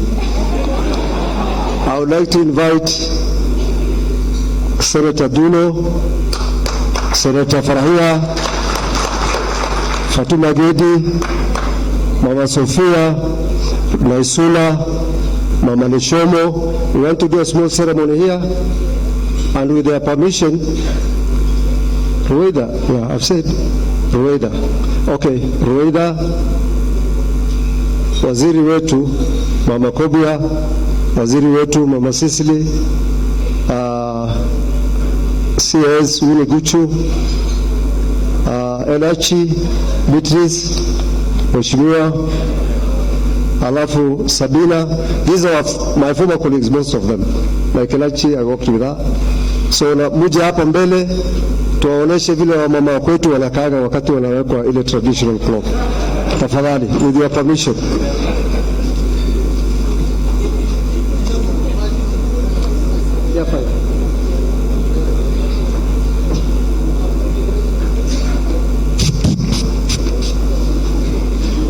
Those clothes are very special. On the first day, the mzee brings it home. It is worn for his eyes only. So whenever you remove, jioni funga wakati unafika nyumbani kwako.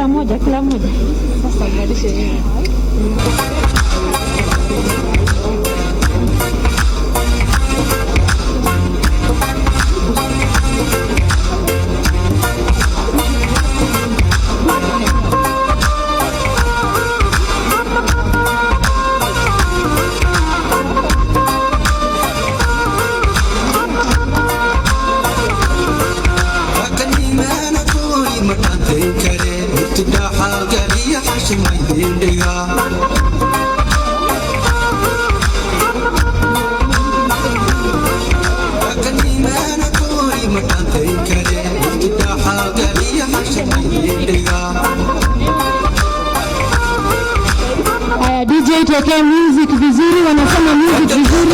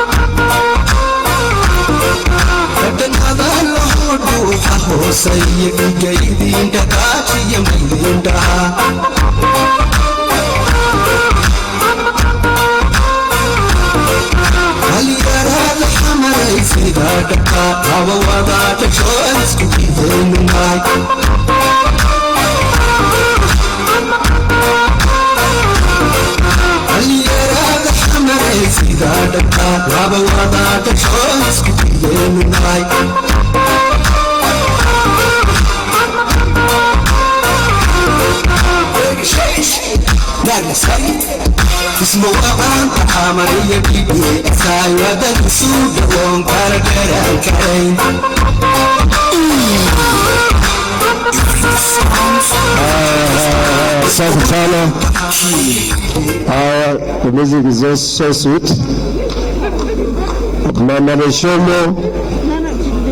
Mama Neshomo, naomba uje uongee. Nimesikia baba mara mingi, lakini hamjawahi kusikia mama. Nikisikia mama, mama ni huyu. Mama Neshomo, karibu sana.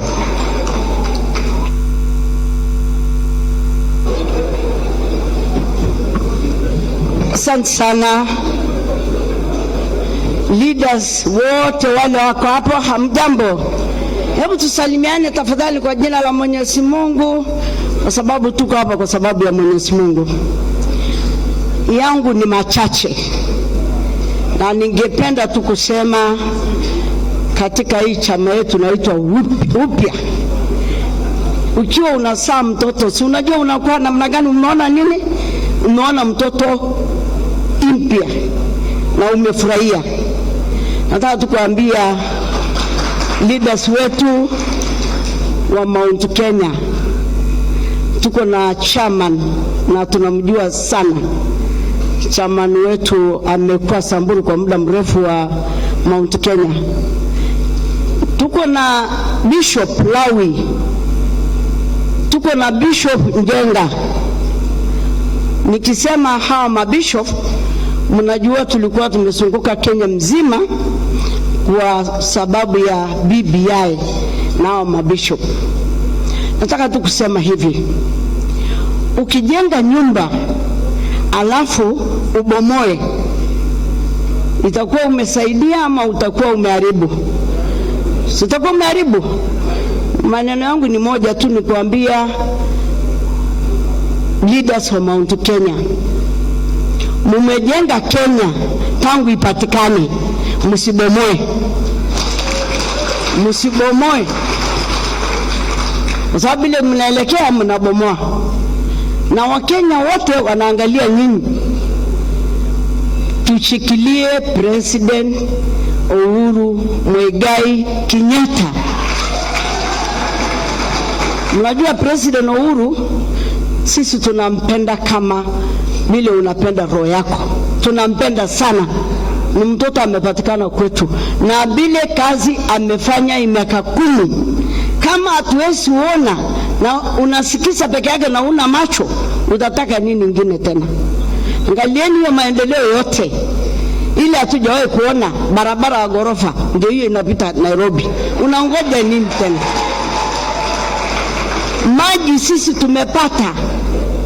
Lami tumeona, ili hatujaona miaka 50. Kutoka watu wote wanatikanya wapi, watu wa jua kali kama sisi wote ule mnaona hapa. Tushaona lami akati ya Kibaki na President Uhuru. Mbeleni hatujaona. Tushaona maji sasa, madamu ndio tunawekea 100 na 100. 1000. Ukiona hii ofisi ya CS wetu ya Tani, sisi hatukukuwa tunajua milango ya hii ofisi. Leo tunajua. Tunajua leo mlango. Hakika mbele ya Mwenyezi Mungu mimi sikuwa najua napita wapi, lakini juzi nilijua. Kwa hivyo hiyo ni mafuno yetu ya President Uhuru. Hivyo sisi tunalia kama mwambi ukweli. Wapi chair? Sisi tunalia tukiangalia milima inabomoka na hatujawahi kuona kile imeonekana kwa sasa. Endeni mtengeneze milima, sisi wipya tutakuwa nyuma yenu kufa na kupona. Kufa na kupona. Aturudi rivers, na sisi si watu wa kununuliwa na shilingi 5. Tumesema 1 kilometer 1 shilling. Twendeni pamoja. Ni nini nyingine tunangoja? Sisi tuko tayari. 1 kilometer 1 shilling. Sisi tuko na harti, muko na mali. Vile imesemekana hapa, tuchikane pamoja. Tusijiibishe President Uhuru akiwa ametuongoza. Handshake. Handshake ya mzee Raila. Hakika tukiwa sisi wanasiasa, jaribu angalia handshake ya Raila ilikujaje na President Uhuru. Nani anaweza jua? Hatungekuwa hivi kama hiyo handshake haingekuja. Hatungekuwa hivi. Lakini President Uhuru ameleta handshake ya kuweka Kenya pamoja. Tusiibishe. Sisi wengine wote tunashikilia hiyo handshake, aturudi rivers. Tuko nyuma ya President Uhuru mpaka dakika ya mwisho. Milima, endeni mkae chini, murudishe umoja wa Kenya. Asanteni, niko na nyinyi.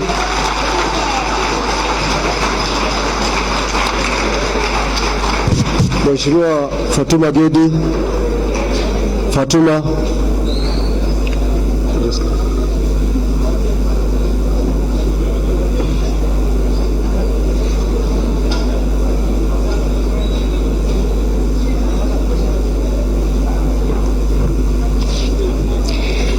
Hai, habari zenu? Tusalimiane kwa mikono hata kama mmeshiba sana. Kwa majina naitwa Fatuma Gedi. First representing the women of the North, and I'm also the chair for the 47 women reps. On behalf of the women, nataka kushukuru sana NKF and GCE kwa kutupatia chakula tamu sana, kutukaribisha, kuungana na ndugu zetu na madada zetu kutoka the mountain. Kwa hayo nasema asante sana. Kwa kifupi tu, why we are here is we want to start a new conversation, the conversation of unity, peace and security, and for us to have good working relationship going forward. Mama Lishoma amesema tu, ni ukweli handshake imeleta mabadiliko, imeleta amani. Wakati nyinyi mnaadhirika huko, nyinyi ni wanabiashara, watu wa Mount Kenya. Pia sisi ni watu wa mabiashara. Wakati tulipata shida sana, biashara zenu zilienda chini. Hata sisi nyanya na viazi zile zinatoka kwenu zinapitia tu kwa barabara zikifika kwetu. Kwa hivyo ile amani handshake imeleta, sisi kama wamama ndio tumefaidika sana, because wale wamekufa sana, those who have been killed in 2017, these are women and children. So as women we said, enough is enough. We don't want to go back. We want peace. And how do we want peace? Peace through the partnership that we've started today. I want to thank His Excellency the President. Today, kijana yetu ndio ametuleta sisi wote pamoja. Kitambo kuna watu walikuwa wanasema sisi, watu ya Northern Region ni tangatanga. Lakini tulikuwa tunasema sisi hatujui maneno ya kutangatanga. Lakini tunashukuru Mheshimiwa Rais, wakati alimpatia waziri wetu, alimpatia Cabinet Secretary ya Finance, alionekana kurudisha mkono. Na amerudisha mkono vipi? Amerudisha mkono kuleta watu wake wote pamoja na wakuwe pamoja. Na ile umoja leo mmeona hapa ni kupitia kwake. Na tunashukuru sana waziri, tunakushukuru. We're really proud of you. Kama sio wewe hatungekuja pamoja. And that is leadership. A leader is the one who can lead his people and shows direction. And we thank you for showing us the direction. As a woman, I just want to talk to the Mount Kenya fraternity. Let's support each other to empower women. Kwa hii nyumba from the mountain, we only have 2 women. Senator Dulo and Sophia. Kama mnaweza simama tu muonekane. We only have 2 of them elected as a senator and a member of parliament from our region. It has never been heard. Wamefungulia wamama wengi barabara. Na hata kwenu kuna wabunge wengi wa mama mnachagua na gavana moja. Ningewaomba sana, kama leo sasa tumekuja pamoja ndio tuanze hii safari, tushikilie wamama. Wamama wachaguliwe. Wamama wachaguliwe kama magavana.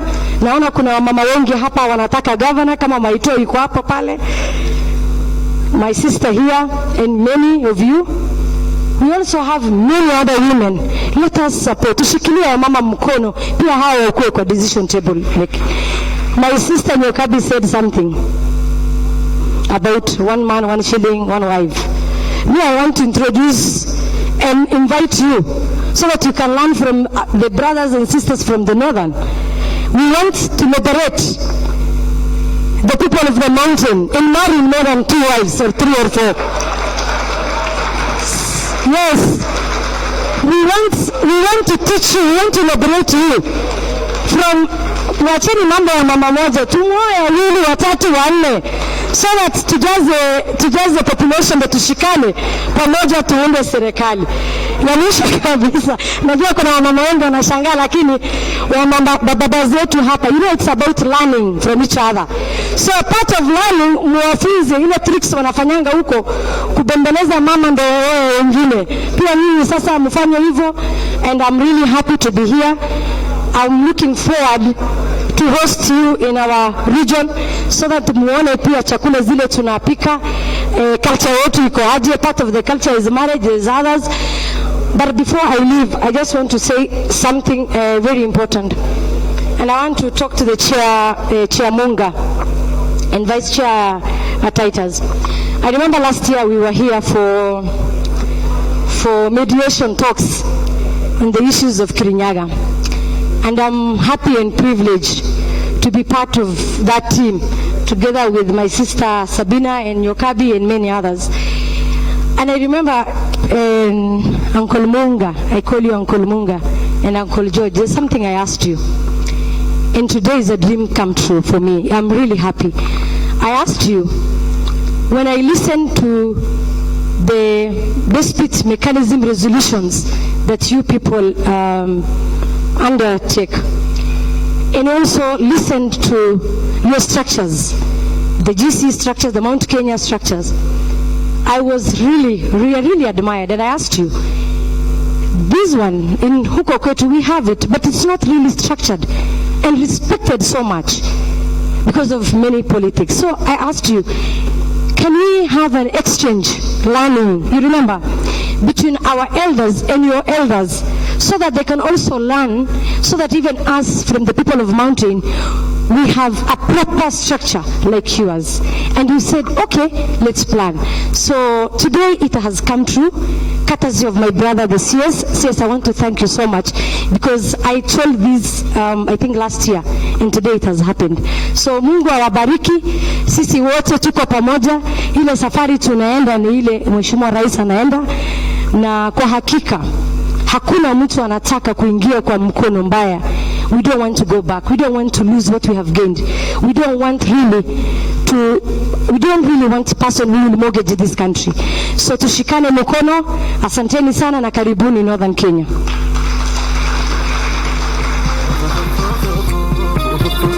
For 2 minutes, Chairman PPG, and then Chairman PPG, you can call Professor Omar to say also something. 1 minute. We are not, the time is running very fast, and let's keep to 2 minutes, please.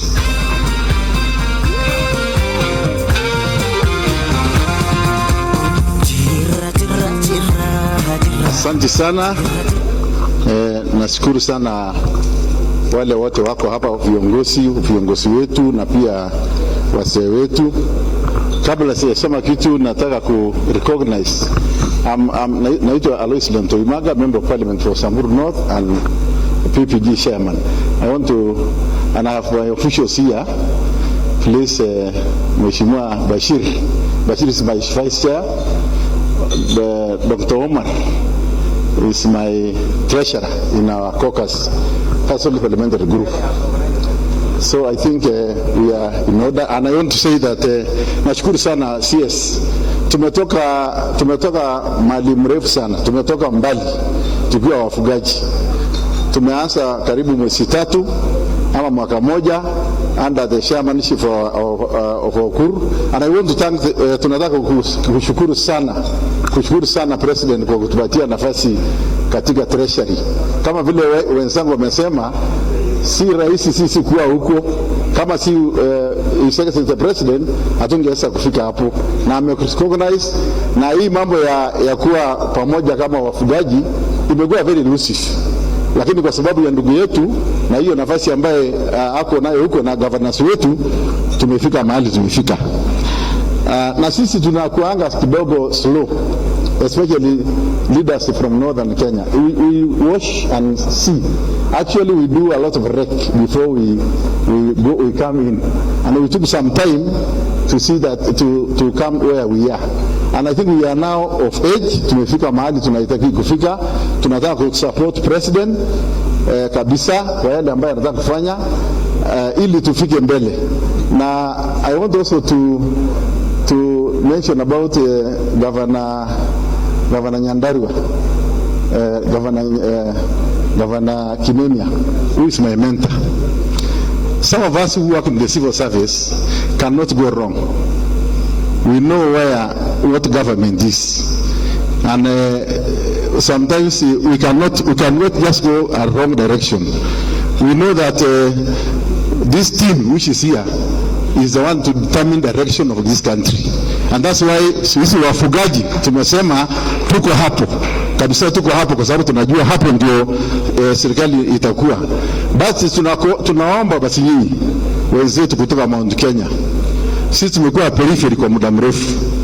Hii jamii yetu ambayo tumeingia, tunataka kukaa kwa hiyo mesa, kwa sababu hatujakaa wakati mwingine mara mingi. Tunataka kuwa pamoja na nyinyi in the decision making of this development and any other issue about in this country. First of all, for us who are from Samburu, because I have a very big delegation from Samburu here, President Kenyatta mwenyewe baba yake alikuwa jail huko, alikuwa jail Maralal, 1960. Kutoka hapo ndio wakuja kuchukua uongozi wa hii Kenya. Na tuna wasee ambayo watoto wao wako hapa ambayo walisaidia mzee Kenyatta kuletea maziwa, kuletea nyama, mzee kama Lekalja. Hata sisi wenyewe tulipigania uhuru wakati kuna mzee mmoja yetu alipotea anaitwa Leaduma, hawajaonekana mpaka sasa. Mara mingi mtu akiwa na makosa tunaambia utapelekwa mahali Leaduma alipelekwa. He just disappeared. And Leaduma was like a seer. So the British government iliona kama huyu ndio anaelekeza Wasamburu mahali mbaya. Kwa hivyo akachukua yeye na kupotea, na vile aliwekwa ndani ya Lake Victoria. Hatukuona maiti yake mpaka sasa. Kwa hivyo sisi tuko kabisa katikati yenu, hasa kwa business. And in fact in my civil service years I worked in Turkana, mahali naitwa Kakuma. And one day I think in 1988 there was a lot of war between the Ethiopians and Sudanese and Turkanas, Dongiro. So there was only Turkana, a few Turkanas, and the rest are just military, JSO, ASTU, police. One day, a young man, a Kikuyu young man, 1990, came to go to Kibish. That's a Kibish. Imagine one single person just going there, and there are nobody else. Only there are more than 100 policemen. Lakini unakuta Mkikuyu mmoja kijana, he died to go to Kibish. What was he doing? Alikuwa anaenda kufungua business. Tukaulize unaenda wapi? Sema najua hapa hakuna kiosk na hakuna duka. Washeni mimi nifungue duka bana. Hakuna watu zakula nini? And he died there, and he went there and he did it well. So I want to appeal to you that we are partners. We can work together. We have worked together for a long time, and we will continue working together tukiwa na hii partnership. Tunaomba kwamba tumeresolve sisi kama wafugaji, kama Northern Kenya, tunataka tuwe pamoja na nyinyi. Mtusilete sisi down, tusaidiane pamoja, tufanye kazi. Na kitu moja, mara mingi hatujulikani wenzetu. Mimi nimekuwa parliament mwaka 2 na hata nikiwa civil service nilikuwa nashangaa, ukienda ofisi unasema unataka Samburu ama Mandera, unaambiwa ni kwenda Samburu unapita Kitale. Ukitaka kwenda Mandera unaenda kupita Lodwar. People don't know us. So I want also to appeal that let us know each other.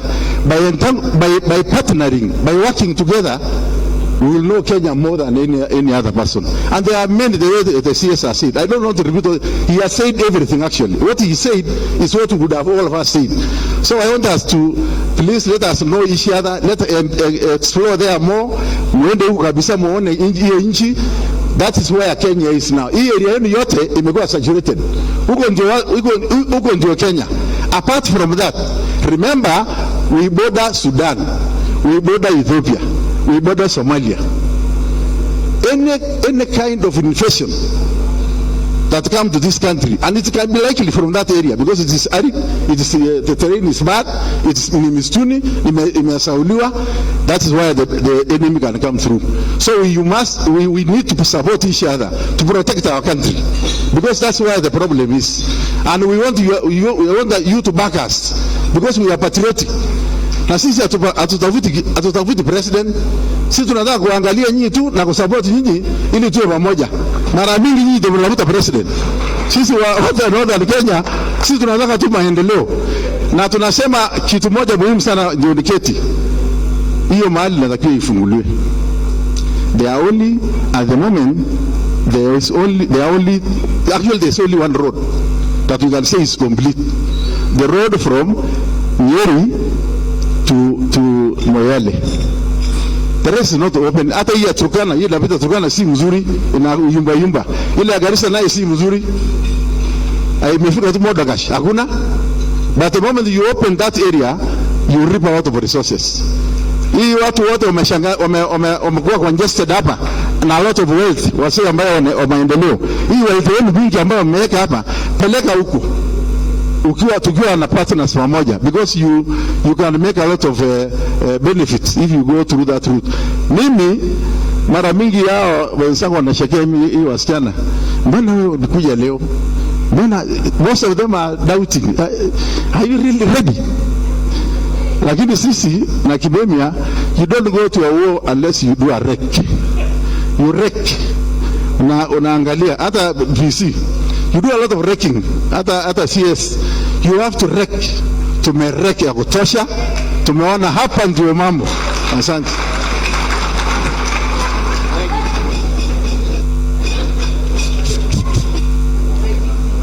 Chair, you have said it all, and I don't know whether anything is left for me. But to my impeccable elders, I'll begin with that, to my impeccable elders, and I have a particular reason for saying impeccable elders. From both sides, I wish to say hamjambo, but before I do that, to also the CASs, the governors, senators, my colleagues, the ulama and the church leaders, to all of you, I greet you by this name, Assalamu alaikum wa rahmatullahi wa barakatuh. What that particularly means is that we are receiving each other cordially. And that cordial relationship is the thing that brought us both here, and both our team, that is.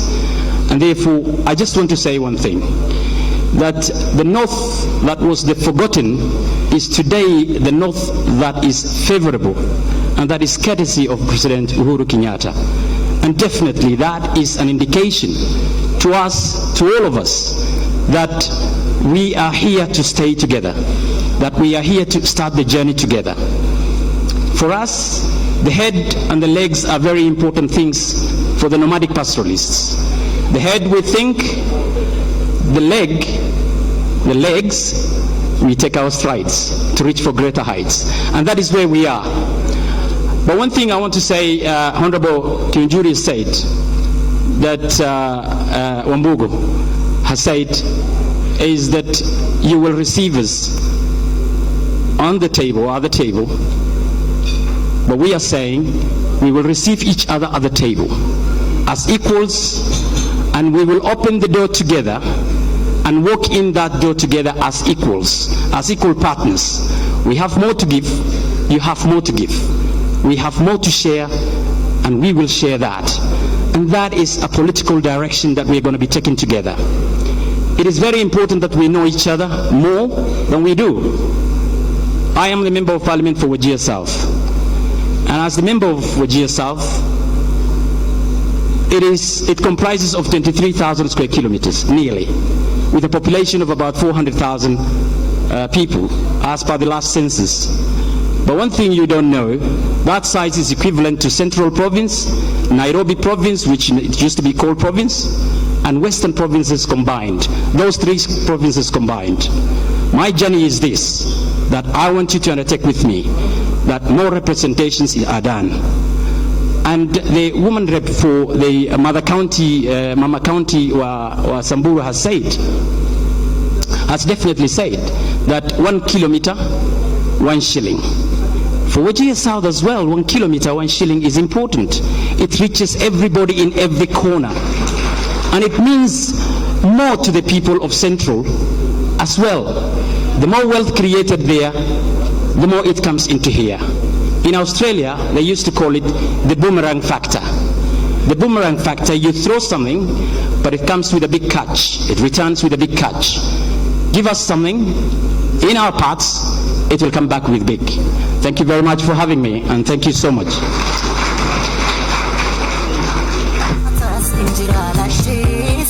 Tuwapigie makofi tena viongozi hao kwa maneno yao ya busara. Nitafanya mabadiliko kidogo kwenye ratiba yetu. Kwanza nimwalike hapa CAS Hassan Nur aongee mbele yetu kabla ya kuwaalika vijana ambao walikuwa waongee mbele yake. Baadaye au akimaliza Mheshimiwa Nur, tutamwalika hapa Commissioner Kagudi naye aongee kuhusu mambo ya peace and security kulingana na vile anavyoyaona mambo hayo. Karibu Mheshimiwa.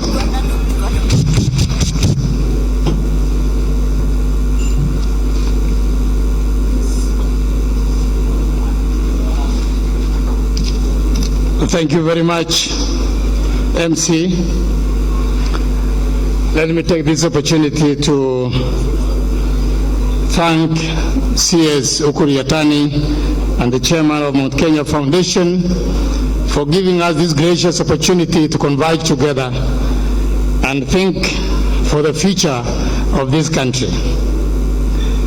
I want to recognize my colleagues, the CASs who are here. Please just stand up where you are. CASs. At the far end there we have CAS Mumina Bonaya. She is the CAS for Education. That is Beatrice Elachi, our CAS too. That is Mheshimiwa Elmi, CAS in the Environment and Forestry. Next is, we haven't met. It's unfortunate. Professor Ntiba, the long-serving expert in fisheries, is also a CAS. Michui is our CAS in the Ministry of Treasury, National Treasury and Planning. And then I have there Winnie Guchu. Winnie is dressed like Fatuma, so I wouldn't be able to tell. Thank you, Winnie, in OP. And then finally, our former governor, our former ambassador, our former DC, the current CAS in the Ministry of Office of the President, Ministry of Interior. Please sit down. Thank you very much. Distinguished delegates, ladies and gentlemen, we are gathered here today for a very important event, an event that brings together the mountain and northern part of Kenya. This idea has been on the table, and I want to thank again CS Treasury for having come a long way. For the last 2.5 years, he's been with us thinking about this great day to come. The northern part of this country is 70% of the land size of Kenya. If I may put it slightly smaller, the county of Mandera is equivalent in size to the Republic of Rwanda. The county of Wajir is 3 times the size of Rwanda. The county of Turkana equally, and Marsabit are 3 times the size of Rwanda. This great region has a population of nearly over 6-point-something million people. The population is over 6 million as of today. But it is also the home to one of the greatest potential in terms of minerals in this country. Unfortunately, from Kapenguria, the conflict that is in this region is second to none. The theme of my speech is going to be on peace and security. And my senior, Kaguthi, will equally talk about it. But my focus of peace and security will be in the northern part of the country. The counties that are here today have serious challenges. From Kapenguria to Nadapal, we are dealing with cattle rustling, traditional cattle rustling across the border between the Pokots and the Turkanas and the Karamajongs, which has been there for ages. That has reduced development to nearly zero.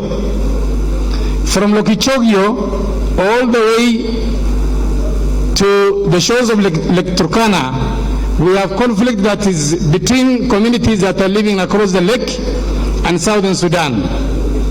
It is a serious challenge. From the shores of Lake Turkana to Marsabit and Moyale, we have traditional clan conflicts that have been there and has reduced development to nearly nil over the years. From Moyale to Mandera, and from Mandera to Kiunga, we have problems of international terrorism that has been occasioned by the instability and lack of proper state across the border in Somalia. This has been our challenge.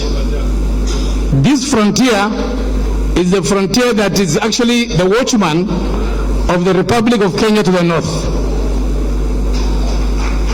We are the custodian of the border controls. We are the people who are protecting the borders of this country. Unfortunately, it's costed us our entire development for the last 60 and 70 years. I am the Deputy Minister in the Ministry of Education. This conflict has costed us heavily. If I take the effect of these conflicts On education, our level of illiteracy in Turkana is 82%. 82%. Wajir is 76%. Garissa is 74%. Mandera is 70%. And Marsabit is 68%. This is 70% of the landmass of this country. On average, their level of illiteracy is 72%. This is the greatest challenge that we have in this country. A little bit about near home in Northeastern, the situation is so grave. In Wajir, we have 96 primary schools with only one teacher. 96 primary schools with one teacher only. Each school, one teacher, 96 of them. Out of them, 10 of them are from standard 1 to class 8, which means they have candidates sitting for KCPE. In Mandera, the county I come from, and where I intend to run for a governor, 116 schools have only one teacher. In Wajir, we have 5 secondary schools with only one teacher each. In Garissa, we have 118 schools with one teacher only each. We have 3 secondary schools with one teacher only each. And we have, these are the challenges we face. But these challenges can only be faced, and we can only resolve these challenges if we unite together as a country and sit down and start a national dialogue. It can be done. And this is the beginning of this dialogue, which will bring a solution to the problem that is facing these counties to the north. The future of this country is in the north. We have abundant resources. We have wind power. We have minerals. All this can only be tapped if we have proper road network. And we are very glad to His Excellency the President for spearheading the road constructions in this region, that we are now seeing that there is hope within our lifetime to see roads to this part of the country. Despite against all these challenges, we share entrepreneurship skills. We have entrepreneurship skills, and I want Chairman Munga to listen to this. We have the skills that are of entrepreneurial in nature. These skills of entrepreneurship is premised on trust and honesty. You have the resources, you have the resilience, you have the entrepreneurial skills, but we have the honesty and trust skills that we want to impart to the people of Mount Kenya. And therefore, if you find somebody from the northern part of this country who has defaulted on his loans, know that he's going to repay his loans. We are an oral society. You have the perseverance and the patience that is second to none. Even in 2008, when the community was pushed to the brink of it, you managed to resist the temptation to retaliate. And for that, we offer you high gratitude for holding this country together. I was at the epicenter of it. I was the PC Rift Valley. I saw it.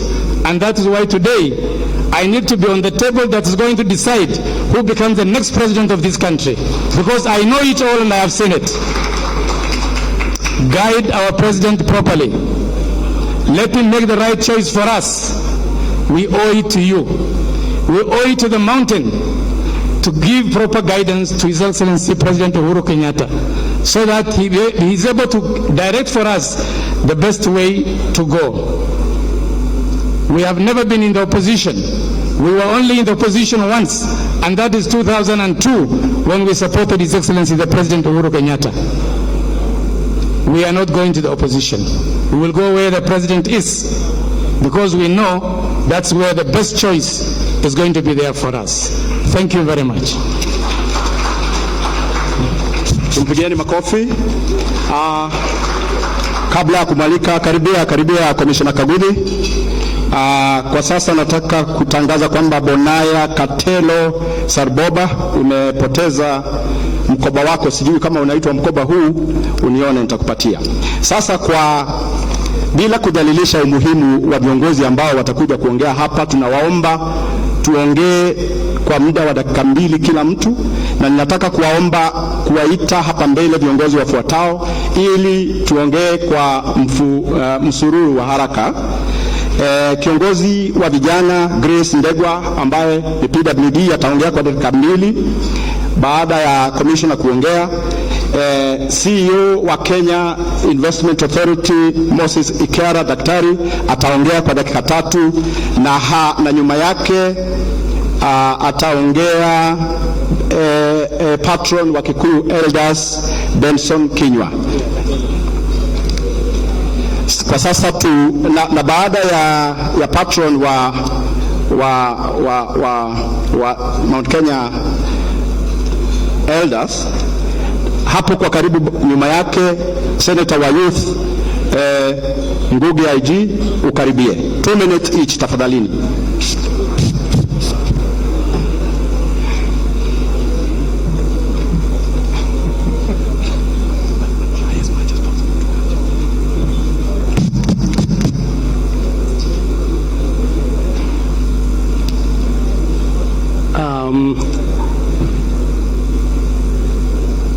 Chairman wangu wa Gema na your colleague Bishop Jenga, Chairman Mount Kenya Foundation, the Honorable Governors, CSs wetu, our chief guest, the permanent secretaries who are here in CASs, all the leaders and all protocols observed. Good afternoon. I have been caveated a bit to take a shorter time than I had anticipated, and I will attempt to comply. We have 2 blocks here, the Upia block and the Mount Kenya Development block. I am a bureaucrat, a public servant. I have not moved from there. And therefore what I'm going to say is what I would say even if I was in active service. There is one principle when it comes to matters of peace and security and development. If there is anything that you pick from me, is this: development supports peace and security, just like security supports development. If we can achieve that, we reduce virtually all insecurity and the development takes over. So it is therefore extremely important for us to appreciate the kind of effort made by the current government.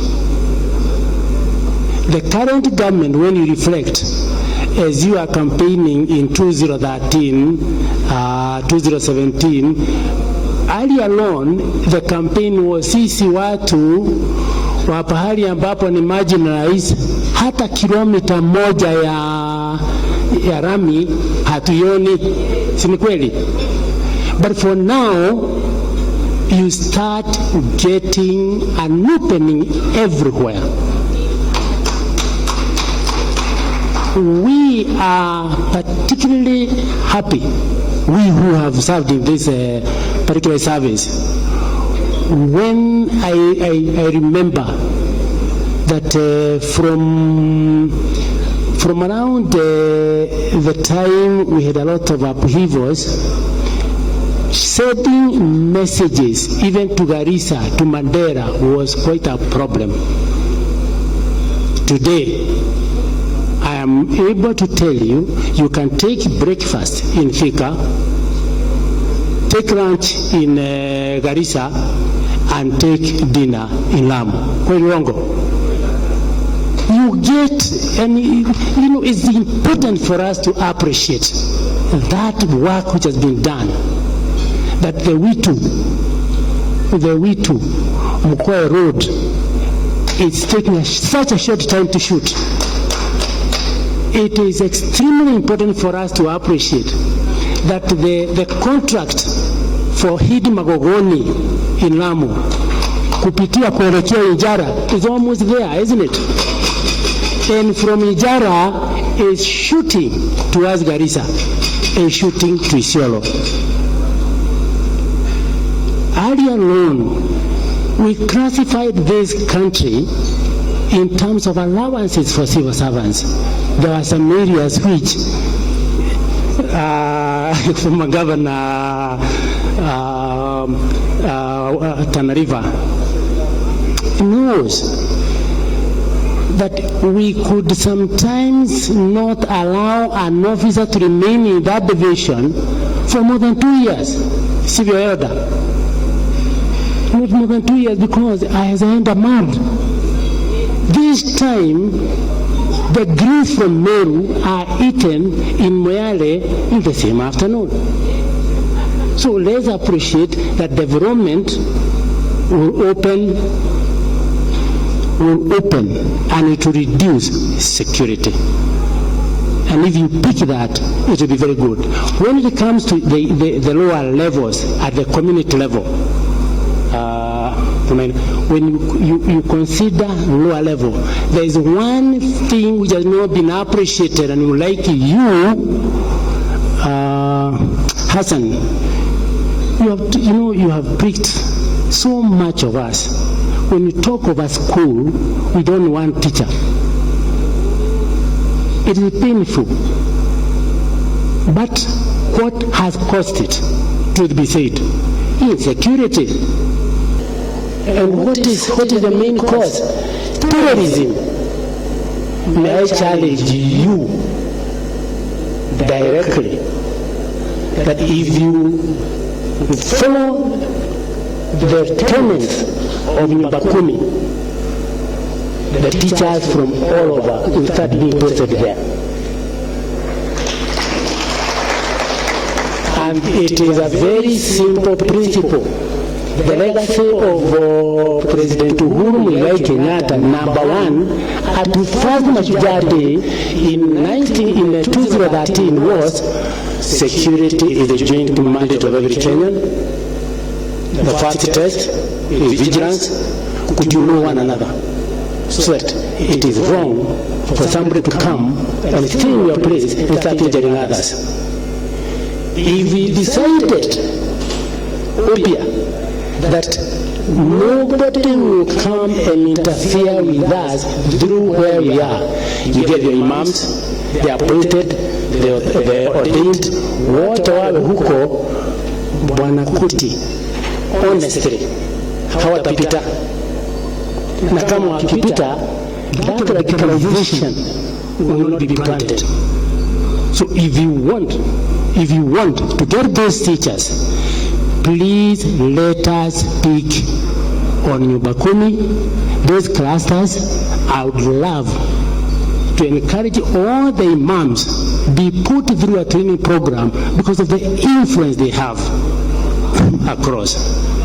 There are two risks that I want to mention because I'm not allowed to talk for long. In Nyumbakumi, you know, sijui kama unajua hiyo principle. Principle 1 mantra ni nini? Ukiona sema, ukisikia sema, ukishuku sema. Those are the three. And the minute we get to that, usalama, it just shoots. Macho yako, and that is the legacy the president, you will always remember, he devolved security to that level. But two risks that you have for now.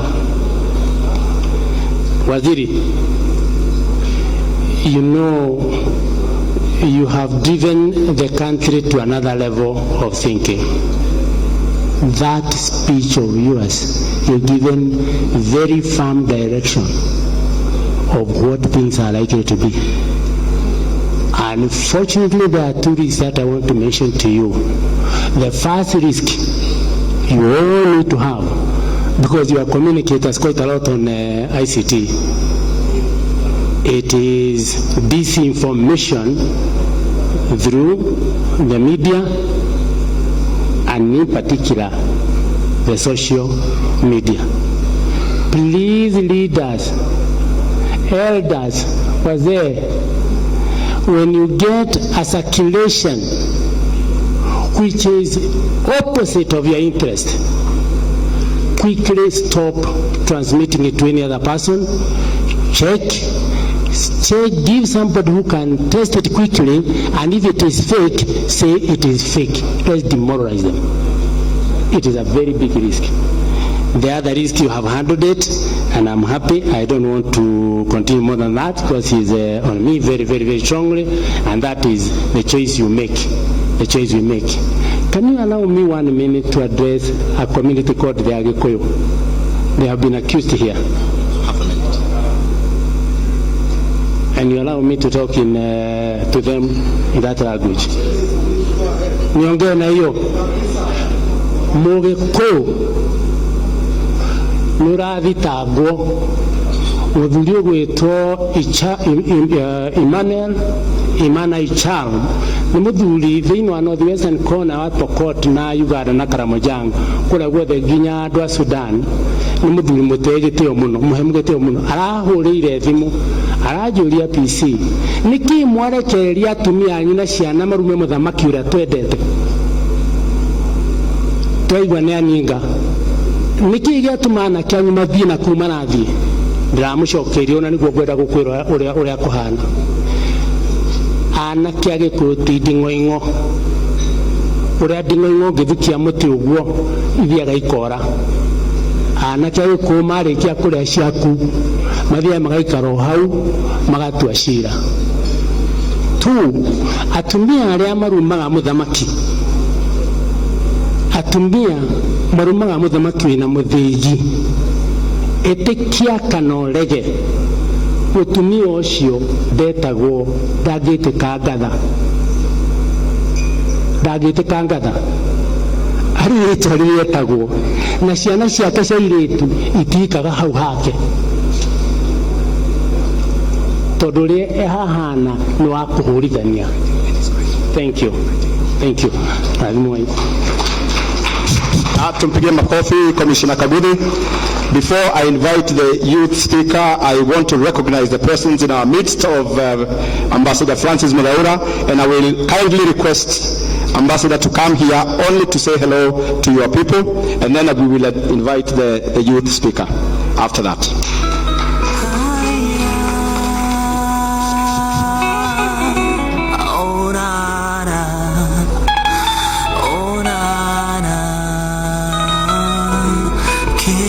Okay, thank you very much. Good afternoon. For me, it's really very short to say, first of all, you should pay taxes so that we have resources to support the development program. You can't do without money. So if you are faithful, I can assure you shall succeed. Yeah, but the other point, which is I think very important, is to say this meeting is historical. It's historical because of its importance. The most important agenda for this country is national unity, national cohesion, and development, and peace. And if we as a wide region in this country, we agree to unite, to keep peace, and to ensure that we engage the other part of the country in a manner which is peacemaking, a manner which is also bringing them into this unity. I think that will be very important. This is really a wonderful country, And as the CS said, we should lead in Africa. We should really show the others the way. There is no problem. There is no problem which we cannot resolve by talking. I think that's what I would like to say. And our president has really sung this song over and over about the unity, about national cohesion, and I think that's the best thing that legacy can leave for us. Thank you very much. Asante sana Ambassador Muthaura. Sasa namwalika kwa dakika mbili Grace Ndegwa, youth speaker.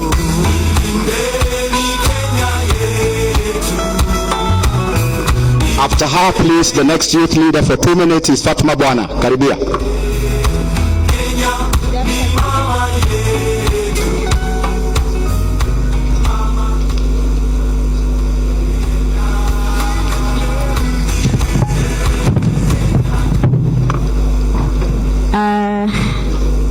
The organizers of this event, the leaders in the house, ladies and gentlemen, good afternoon. My name is Grace Ndegwa. I'm a disability advocate. I'm also a student. I'm a youth and a woman living with disability. I think much has been said and I don't want to repeat it. My emphasis is all about the inclusion. We have said we are here so that we can determine where we want to be, where we want to go, all right? So mine is to say that even as we go, even as we think where we want to go, we want to include everyone. We want to include people with disability, and I want to say that the population in this nation is big for people with disability. 2.2% or 0.9 million. Si watu wadogo, si ndio? These are people we cannot afford to leave behind as we sit down in this table we are talking about and make decisions for this nation, all right?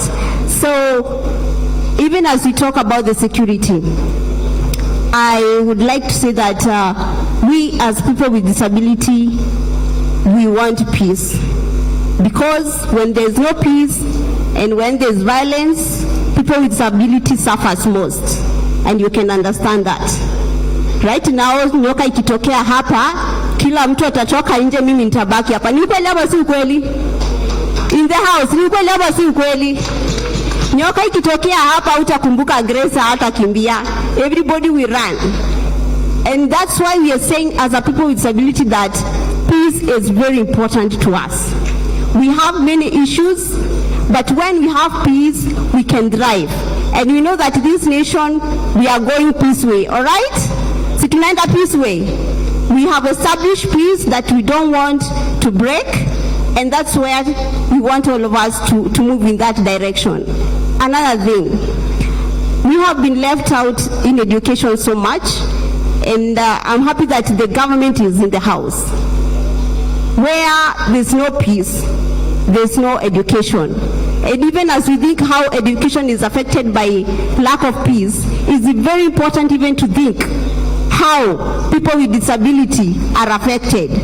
We cannot go to school, the schools are not even disability friendly, and all that issues.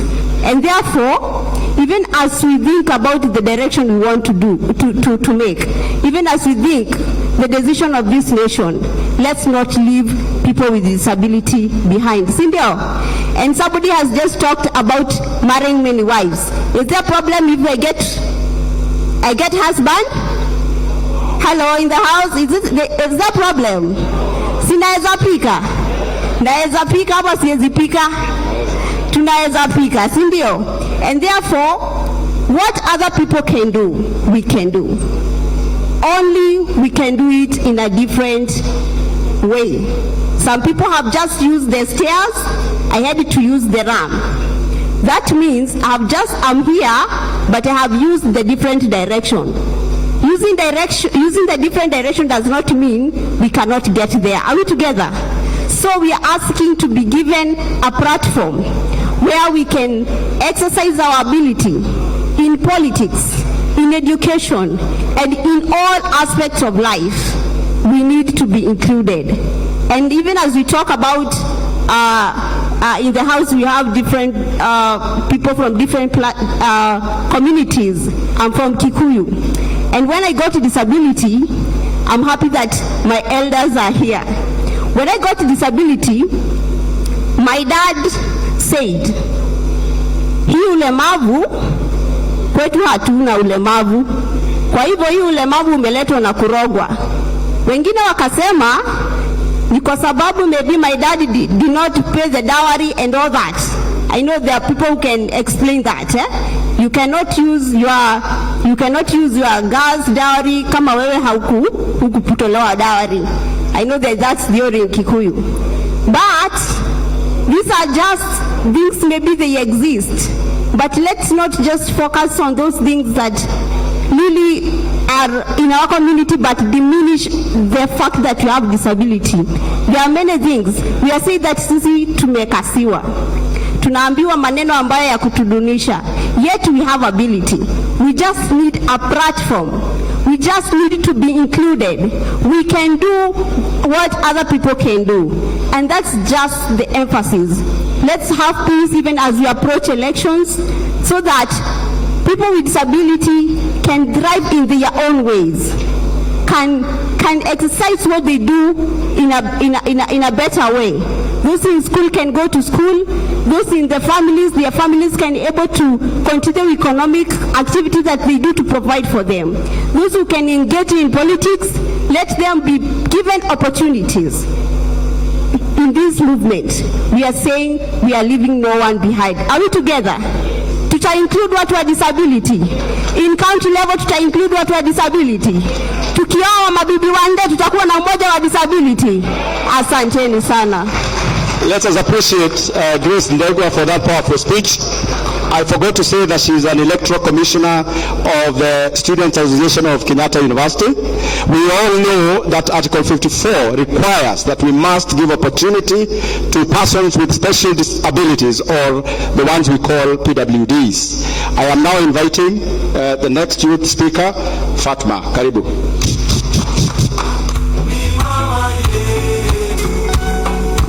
Asante Bwana MC.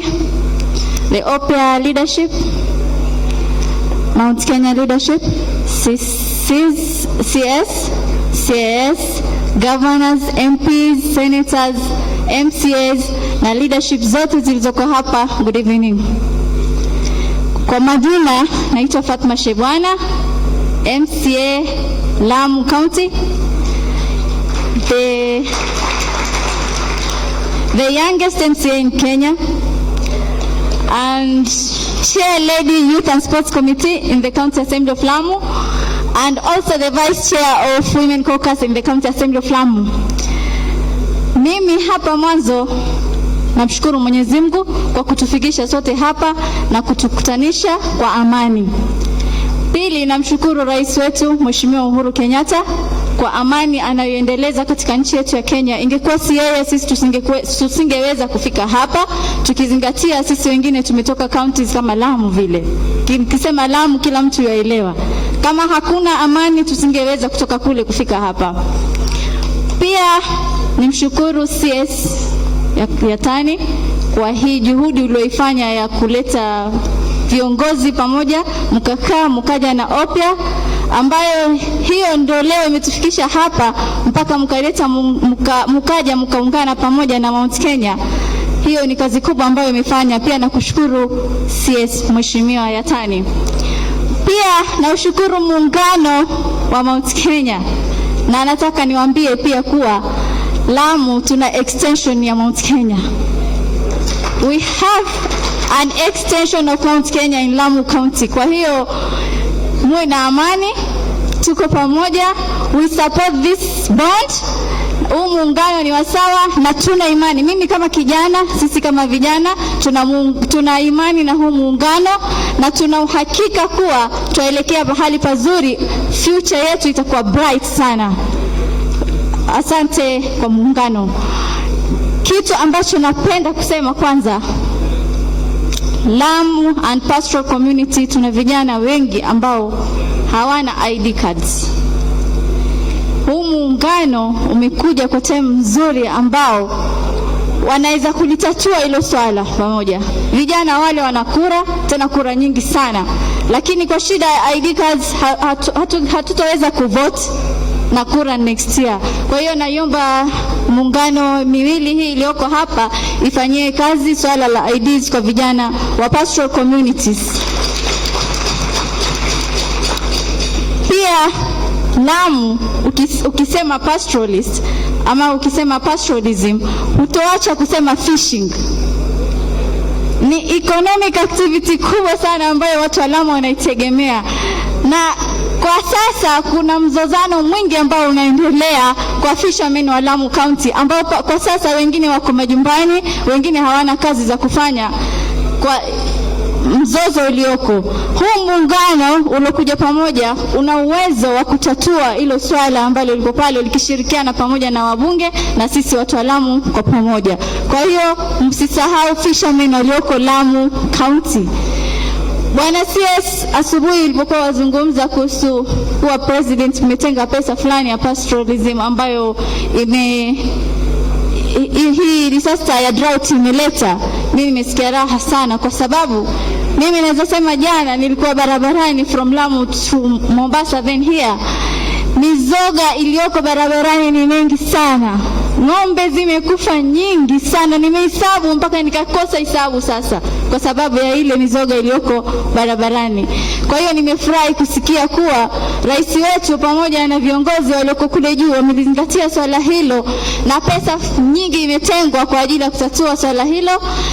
Inshallah litatatuka.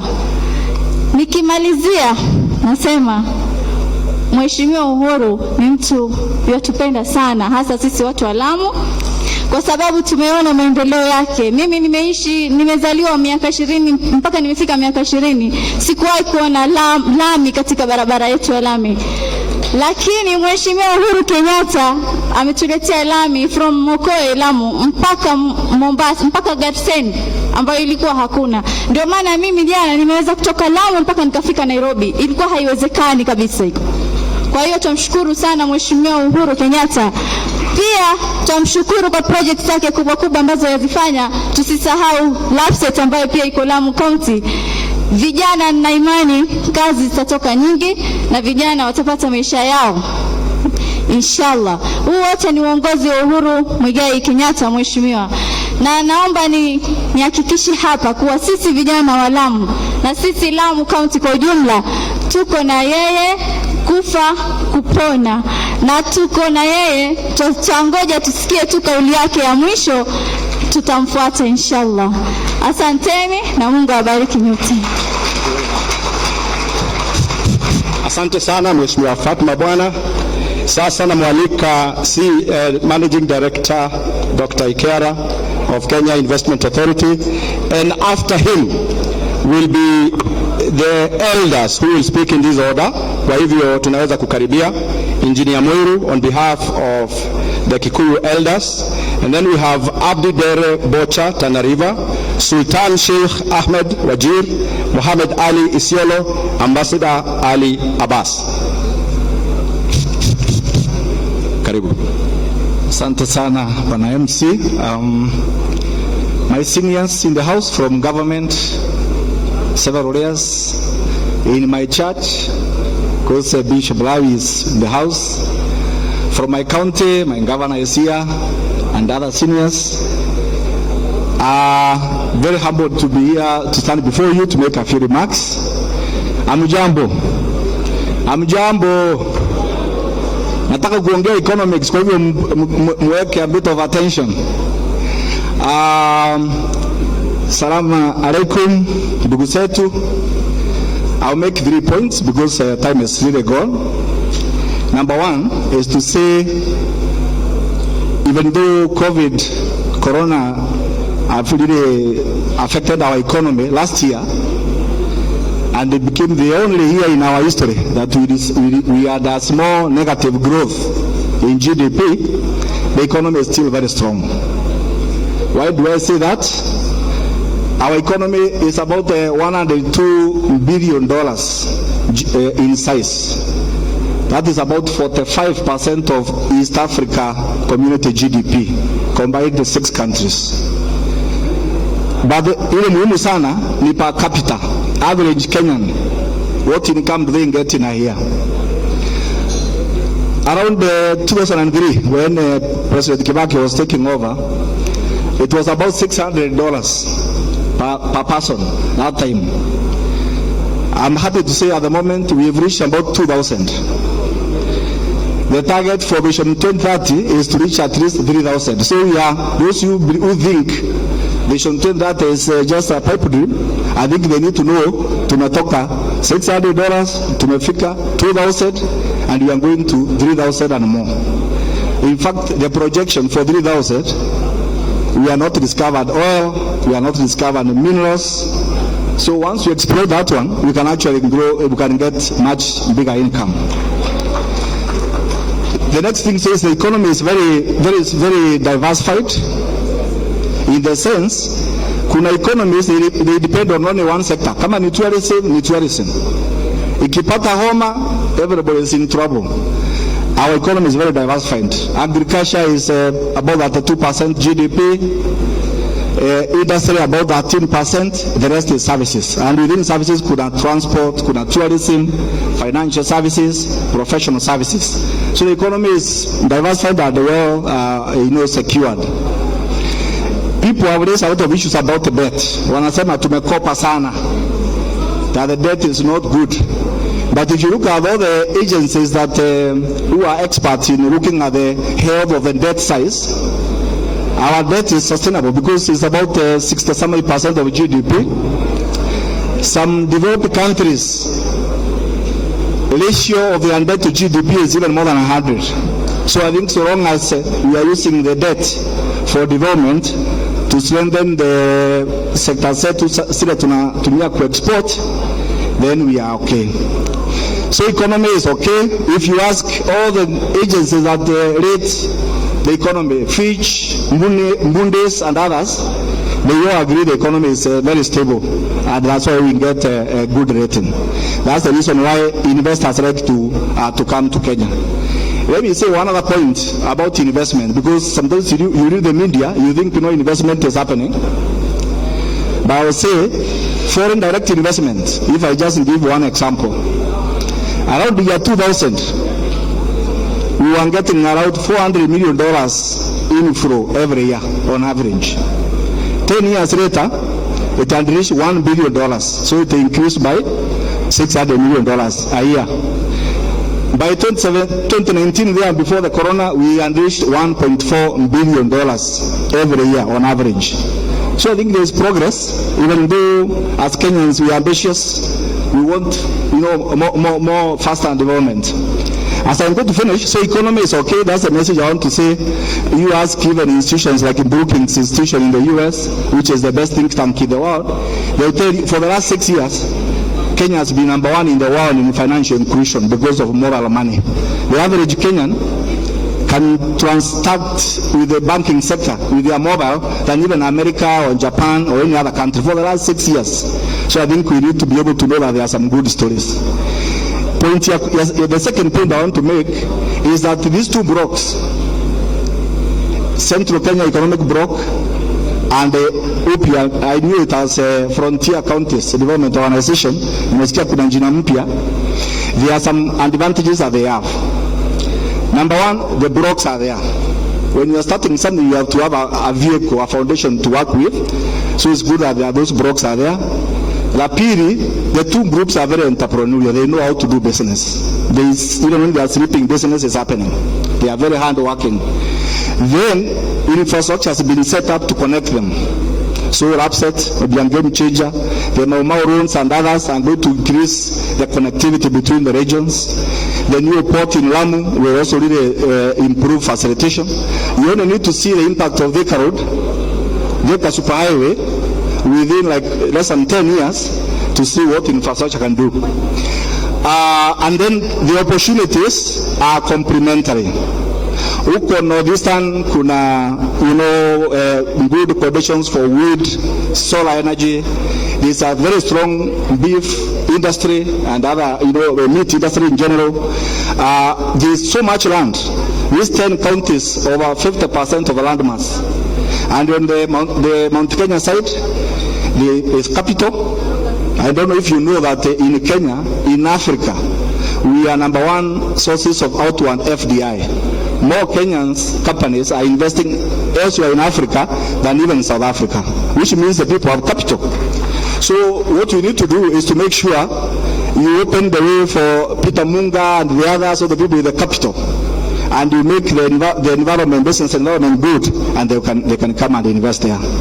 As I finish, is to say, and I'm happy to hear that has been emphasized, when you ask people about Kenya, everything is good. The people, the location, the vibrance of the economy, the strategic location, but they say corruption is a big problem. So I think as we fight other things, we need to be able to say, wacha tupigane na huyu handui, ofisandi, so that we should not have one mark that is destroying the beauty of our country.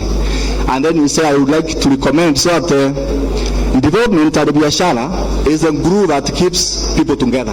So if we want this unity to last, to be sustainable, we need to make sure that there's an economic and business glue to keep the two communities together.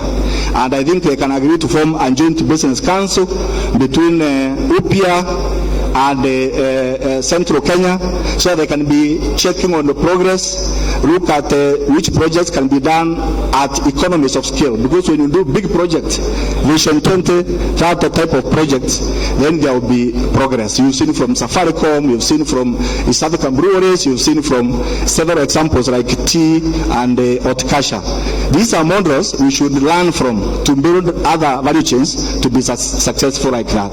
And there are institutions like Can Invest, Export Promotion Agency, CESA, EPSND, who can facilitate all of you to get incentives from government. Asanteni, thank you very much. And the unity in Dumu, asante. Let's appreciate Dr. Ikera. Now the elders in the order I had read: Engineer Moiru, Abdidere Bocha from Tana River, Komora Yakub from Tana River, Sultan Sheikh Ahmed, Mohammed Ali, and Ambassador Ali Abbas.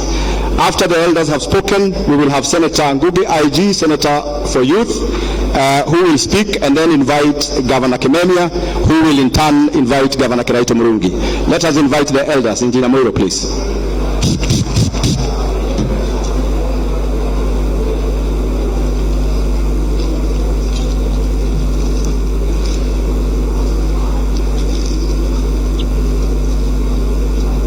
Wazee, palipo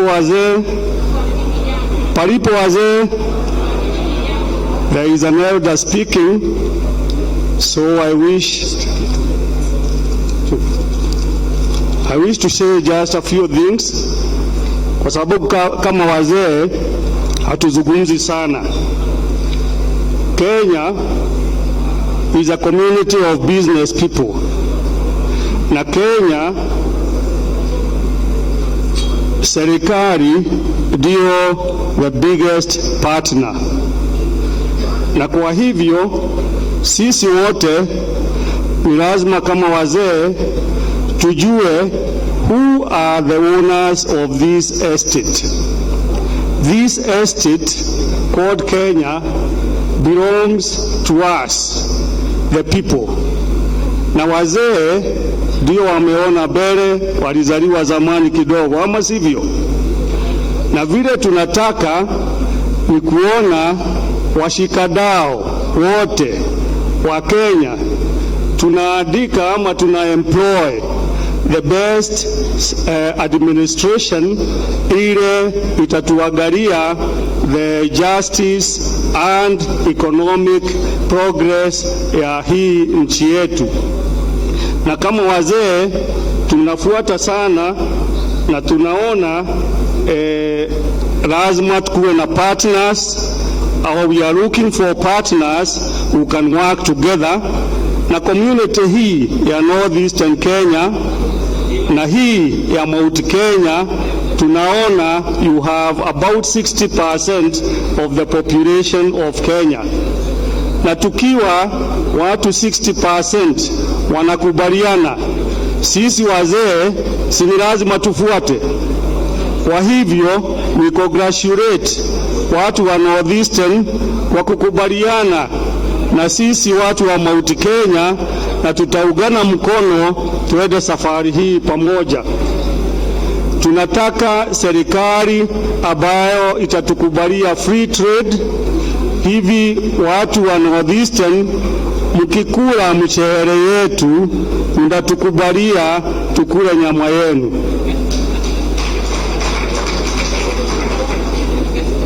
Mkikula ama mkikunywa chai yetu mnatukubalia tunywe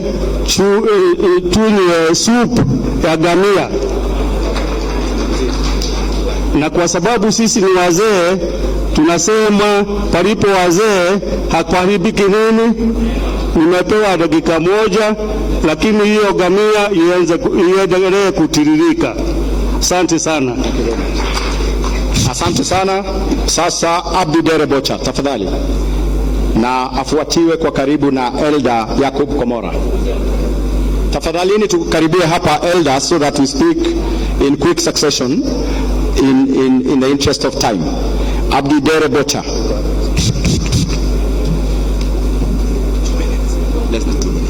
Okay.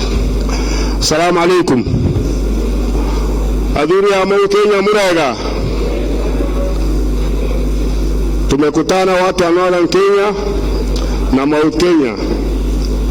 Hiyo ni furaha, na hapo mbeleni Northern Kenya imesahaulika, lakini Mheshimiwa Uhuru vile alikumbuka kijana yetu Ukuri Atani, leo tumeweza kufika hapa, na yeye ameweza kuita viongozi wa Northern Kenya yote tuwakutana hapa.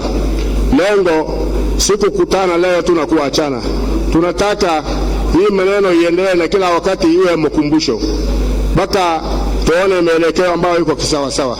Hata kama hamkututajia leo tutaenda wapi, bado mnaangoja tutaenda wapi. Sisi kama viongozi wa Tana River County, nafikiri Council of Elders wote wako hapa, Uliwana, Munyayaya, Bokomo, Orma na Wardei. Council of Elders wote wako hapa, na tunakumbali wito wa viongozi wetu vile mkishikamana mliboshikana, na tunashukuru. Watu wa Mount Kenya, nafikiri leo ndio mlikutana nyinyi na watu wa Ipia. Tunataka hii mwindo iendelee na serikali itokee hapo.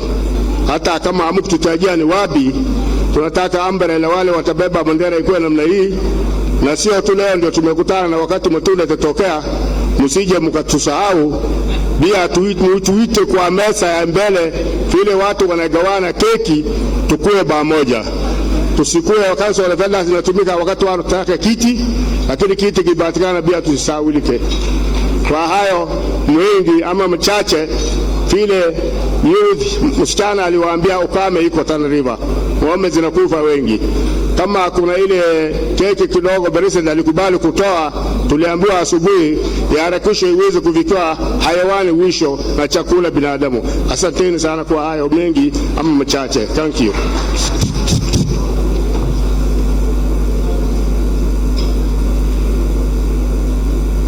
Assalamu alaikum warahmatullahi wabarakatuh. Mimi nachukua fursa hii kushukuru Mwenyezi Mungu Subhanahu wa Ta'ala ambaye alituwezesha kuweka vichwa pamoja sisi wafugaji na kukubaliana na wale ambaye walianzisha hii Kenya kukula matunda. Sisi kama Tana River devolution ndio ilianza kupata matunda ya Kenya.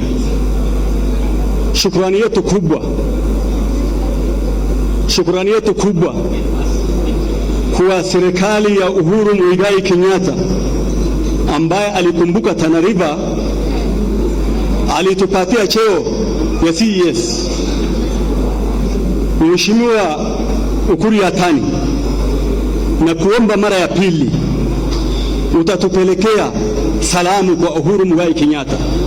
Tunawashukuru, na pia sisi kama watu wa Tana River tunataka kukaa na yeye rais. Tunaomba utupelekee, na sisi bado wiki hatutatoka hapa. Tunataka tukae hapa, tukae na wewe na pia tukae na rais. Sisi kama Tana River, wakaji wa Tana River yote tumekubali muungano hii, tumekubali kuunga mkono Uhuru Muigai Kenyatta. Tuko na yeye, na mahali ataenda tutaenda na yeye. Akisema left, akisema right. Kwa hivyo sisi tuko tayari kuwa hii muungano ya mapya. Kwa hivyo sina mengi, na tena ya pili kidogo tu, katika mwezi huu ikifika tarehe 20 mwezi huu, kama mvua hajanyesha, hali iko hatarini sana. Tunatarajia Mwenyezi Mungu yeye ndio ataweza kuleta mabadiliko ya anga, lakini sisi tunaomba serikali ituharakishie wale watu wa Tana River, ikumbuke na wafike mapema haraka sana, wafugaji na wananchi. Hakuna mtu alikufa kufikia saa hii, lakini hatari sana. Baada ya wiki mbili iko hatari sana. Kwa hayo machache na wengi, asanteni. Sultan Sheikh Ahmed akifuatiwa na Elda Muhammad Ali Isiolo na mzee Dubat Ame wa Garissa. Assalamu alaikum warahmatullahi wabarakatuh. Yes. Oh yes. Thank you. Bismillah. Our leaders had spoken, and I have nothing else to add. They had spoken. I want to recognize the presence of the Council of Elders, the Sultanate Council from Northern Kenya. From where you are seated, please stand up so that you can be seen. Beautiful, thank you very much. Because we had been given only 2 minutes,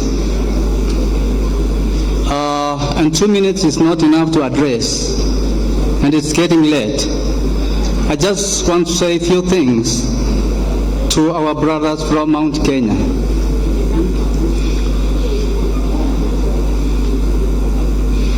Oro wanyu wamoshie muriega wahine Kenya ni thayo tire thena.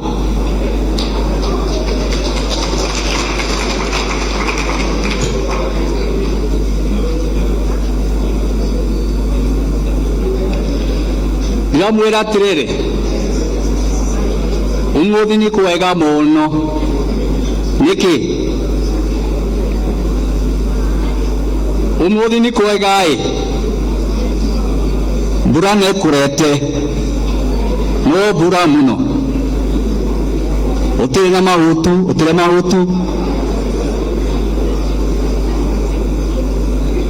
utire thina, ni thayo muno.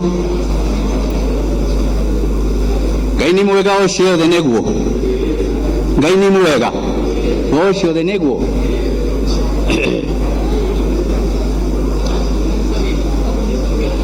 Ngai ni mwega uciothe, ii ni wandutire kwa ngoma niguo. Ngai wakwa ni mwega, ni wandutire kwa ngoma.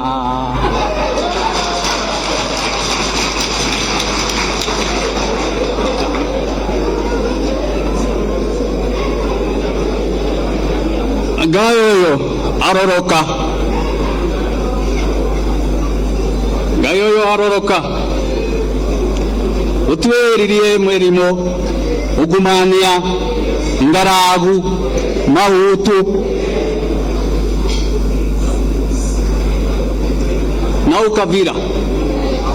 na ukavira bururi-ini witu.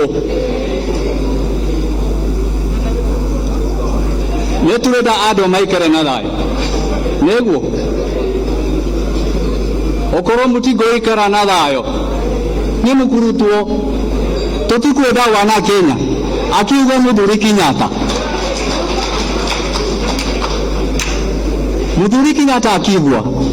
akiuga Kenya ni nene uri na mwena waku nikegura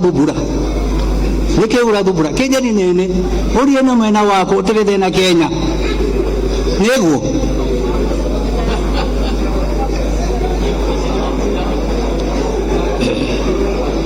neturenda andu maikare na thayo okorwo mutigo ikara na thayo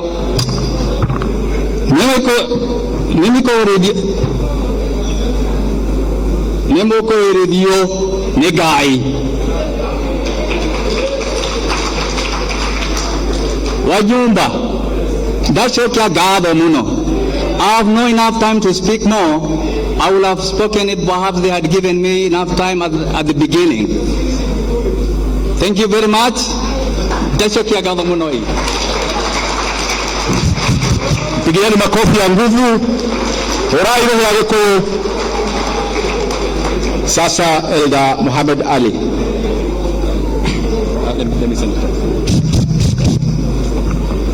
Bismillahirrahmanirrahim.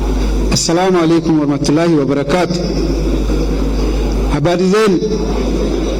Mimi yangu ni machache sana kwa sababu mengi yamezungumzwa, mengi yamesemwa na hatupendi kurudia yale yamezungumzwa. Kwanza kabisa tunashukuru hii muungano. Hii muungano ni muhimu sana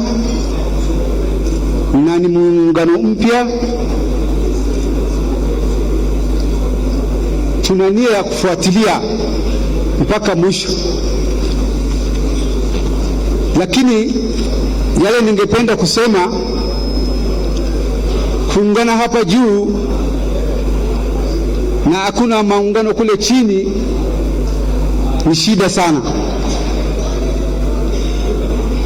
Ningependa kuuliza Mheshimiwa Waziri ambaye ametuunganisha sisi watu wa Northern Kenya na jamii ya Mount Kenya,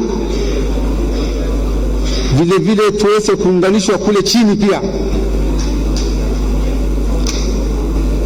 Hii maungano ambayo tumeungana hapa leo ni muhimu sana na tunapenda idumu, iendelee. Lakini vile vile waziri achukue jukumu pia, kwa sababu anaifahamu sehemu zetu kule chini Northern Kenya, hapa Eastern tuna tatizo nyingi sana ndani yetu wenyewe.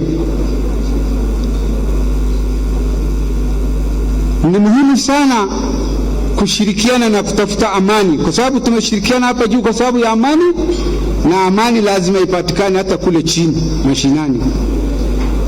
Kama hakuna amani kule mashinani, basi hata ya hapa haitawezekana. Kwa hivyo mimi nauliza waziri wetu, vile amefanya juhudi na akatia bidii, tunamuuliza afanye bidii kuweza kuunganisha watu hata kule mashinani. Ya mwisho ningetaka kusema ya kwamba hii mwelekeo ya upya,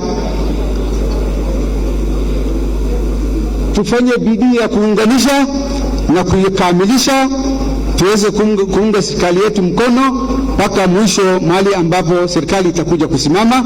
Na serikali ikipatikanwa, kama vile wanenaji walisema mbele yangu, tusisaulike. Sisi kama watu wa Northern Kenya tulisaulika sana, lakini tunashukuru sasa kwa sababu inaonekana matunda itakuja kupatikana kupitia mwangaza huu ambaye imeonekana. Asanteni sana. Tumpigie makofi mzee Ali. Sasa elda wa mwisho atakayeongea ni mzee Dubat Ame. Uko karibu, tafadhali karibia.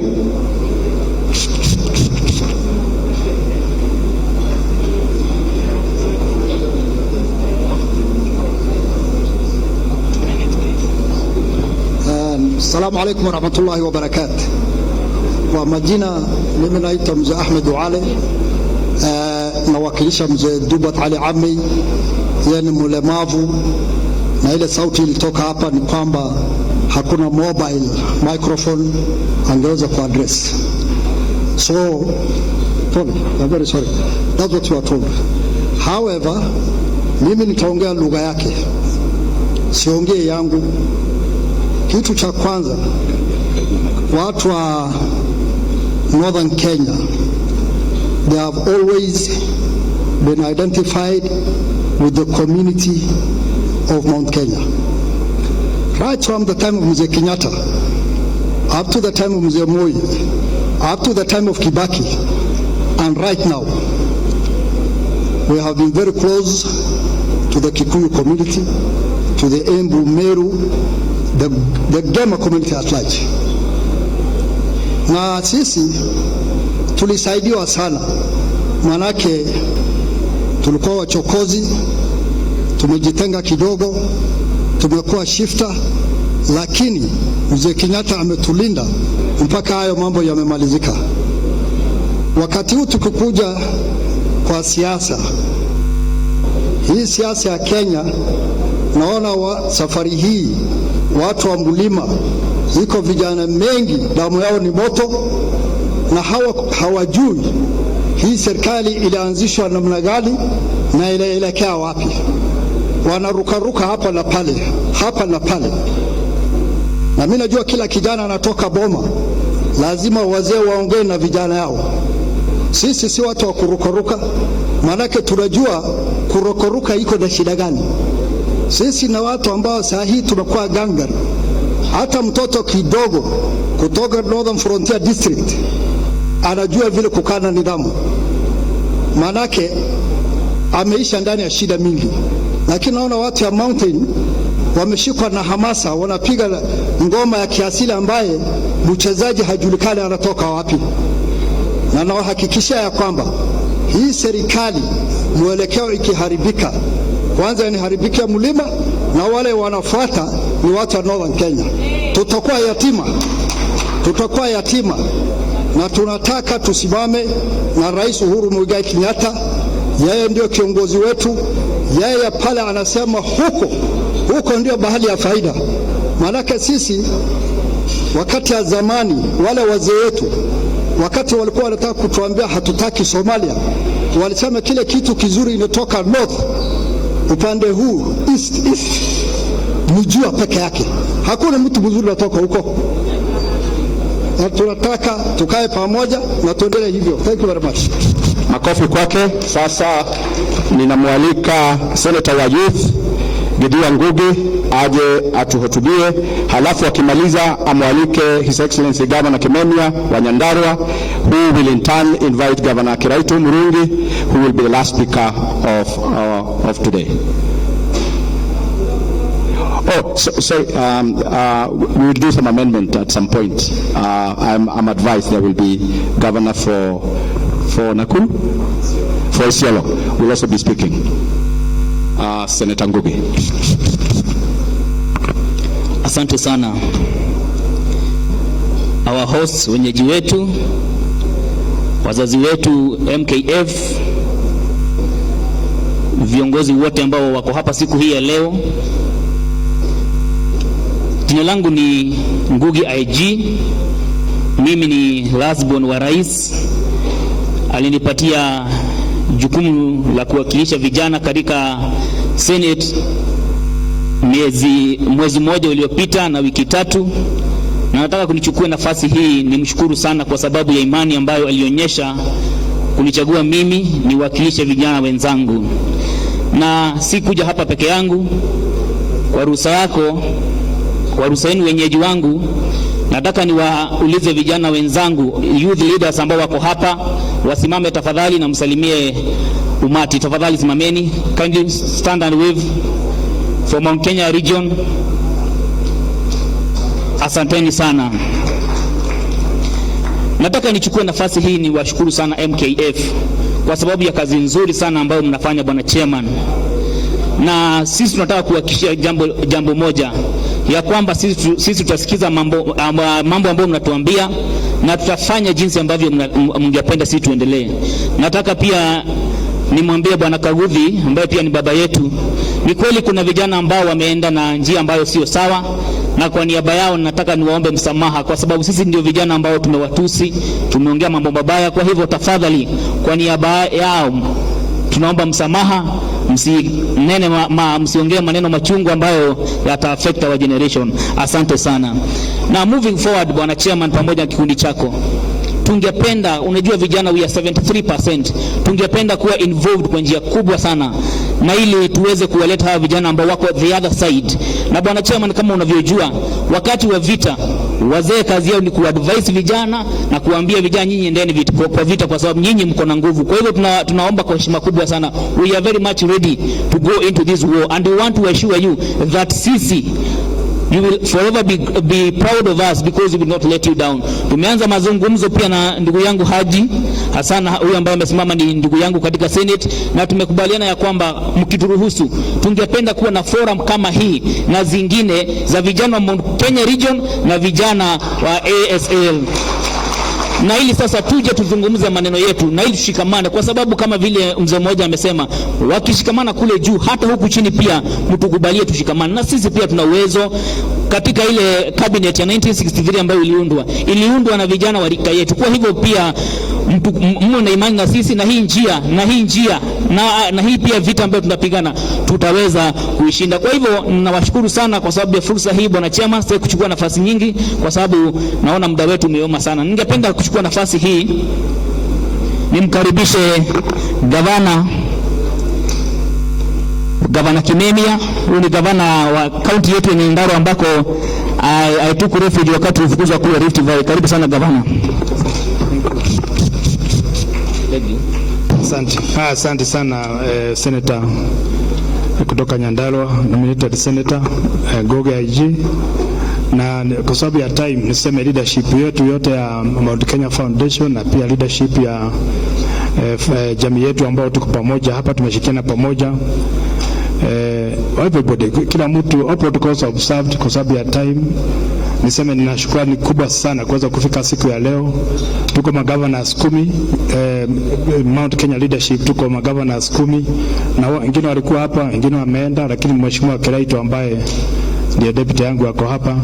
Kwa hivyo yetu ni kuhakikishia kwamba huu uhusiano wetu ambao tuko nao tuendelee kuwa kitu kimoja, na we'll do whatever it takes. Tutafanya yote iwezekanavyo kuona kwamba county zetu zote 22 plus many others that are going to join us. Wengine wengi walitarajia kufika hapa lakini hawakuweza kufika kwa sababu ya time na space na mambo mengine ambayo yuko hapo, lakini nataka kuhakikishia wale ambao wameongea hapa, sisi mlima Kenya ni mali ambao ni complex. Nyinyi ambao tulikuwa na nyinyi wakati tulikuwa tunatafuta 50+1 in 2013. Hii mlima ni nakuanga mambo mengine moto, lakini msijali, ikifika mwisho tutakuwa tu sanduku moja. So msiwe na wasiwasi, Juzi mmeona pale Nyandarua account wakati wananchi wamekuja kumkaribisha baba huko, mliona watu, kila mtu alijitokeza. Beleni hakuna mtu angeongea mambo ya baba sana huko, lakini mliona wananchi wameanza kuelewa ukweli huko wapi. Na mimi nataka kutoa shukrani kwenyu, mimi mliona mwangaza mbele yetu. Tuko pamoja sasa, tuendelee pamoja, tuungane na rais wetu. I can assure you 99.9% zote region ya Mount Kenya tuko nyuma ya rais wetu Uhuru wa Kenyatta. He is the spokesman wetu, have no doubts. Msiwe na doubt hata kidogo kwetu, kwa sababu mko na watu wengi sana. Pia ni rais kuwa na wazimu wengi kushida wale wengine. So msijali wale ambao wanaongea huku, wanaongea sana, lakini siku ikifika, siku ya kiyama, siku hiyo ikifika, ile siku ya sijui kama inaitwa namna hiyo, ama ile siku ya kuweka kura kwa bebe, hiyo siku tutakuwa pamoja, na mtaona ya kwamba tutakuwa pamoja, na vile rais wetu anametuonyesha hapo, ndio tutaenda zote tukiwa jamii moja. Niwatoe shukrani kubwa sana, maana nyinyi mmeshikilia serikali zote, in fact kutoka independence ya mzee Jomo Kenyatta, serikali ya mzee Moi, serikali ya mzee Kibaki, tulikuwa na nyinyi hapo, mmetusaidia mzee, hata wakati ya nusu mkate mlishirikiana na sisi zote kina waheshimiwa wengi za kutanya majina nisiache wengine, tumekuwa kitu kimoja na tukaona kwamba serikali yetu iliweza kuendelea mbele. Professionals kutoka hii area, very intelligent people, very intelligent young people.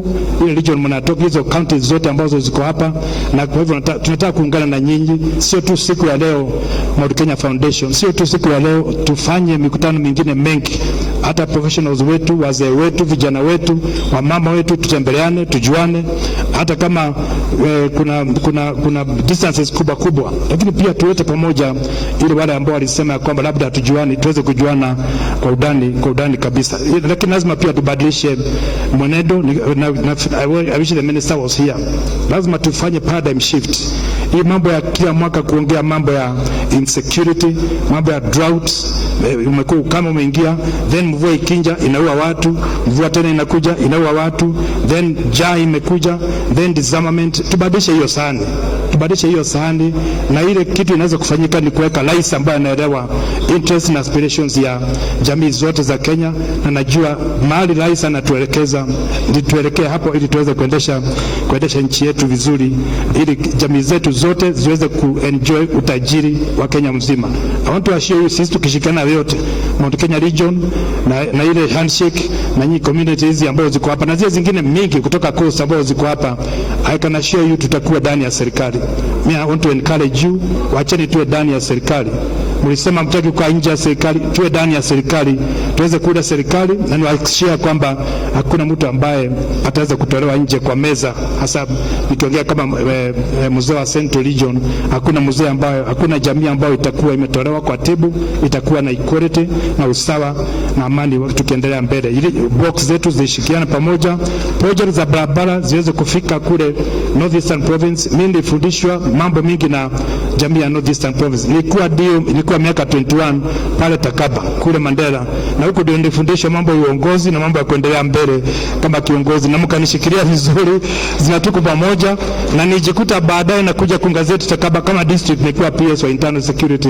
Kwa hivyo naelewa nyinyi sana, na naelewa nyinyi watu ya ukweli. Mkisema ni ndio, mkiona Dulgaro mnasema hii Dulgaro, achana hii mambo ya kuwa Dulgaro unaenda hivi. Ikiwa kama mambo ni mbaya mnasema udhibiti wa shetani regime. Lakini kama mambo ni mzuri tuendelee mbele kama jamii moja. So wacheni nisiongee sana, nimalizie hapo na kuhakikishia kwamba tuko ndani ya handshake na tunaendelea kushirikiana na vile rais ametuonyesha na Mheshimiwa Raila Odinga, tukiendelea mbele kuunganisha nchi yetu na kuona kwamba tuko sawa sawa. Kwa hiyo machache niseme Mungu awabariki. Mount Kenya Foundation, congratulations, na waziri wetu congratulations. Kazi mzuri mnafanya, tuunganishe taifa letu, na tukimaliza kutengeneza mambo yetu ya vyama, pia tukutane kisiasa, social, economics. Sisi ni watu wafanyi kazi katika taifa letu. Sisi ni watu ambao wanajivunia jasho yetu, kula jasho yetu. Ukija Nyandarua utakuta walia huku ndio wanaendesha ile wholesale market kubwa zaidi, ile hizi maduka kubwa. Uende mahali pengine unakuta Northeastern, unakuta iko Mount Kenya pia wako huko. So tufanye biashara pamoja na tuwe kitu kimoja na tuendelee kupendana. Mungu asaidie sana, awabariki. Mheshimiwa nafikiri niita Mheshimiwa Kuti ama ili tumalizie. Nafikiri Mheshimiwa Kuti angekuja alafu utumalizie Mheshimiwa Kiraitu. Mungu abariki, asanteni sana. Pigeni makofi Governor Kuti akiingia hapa. Thank you very much.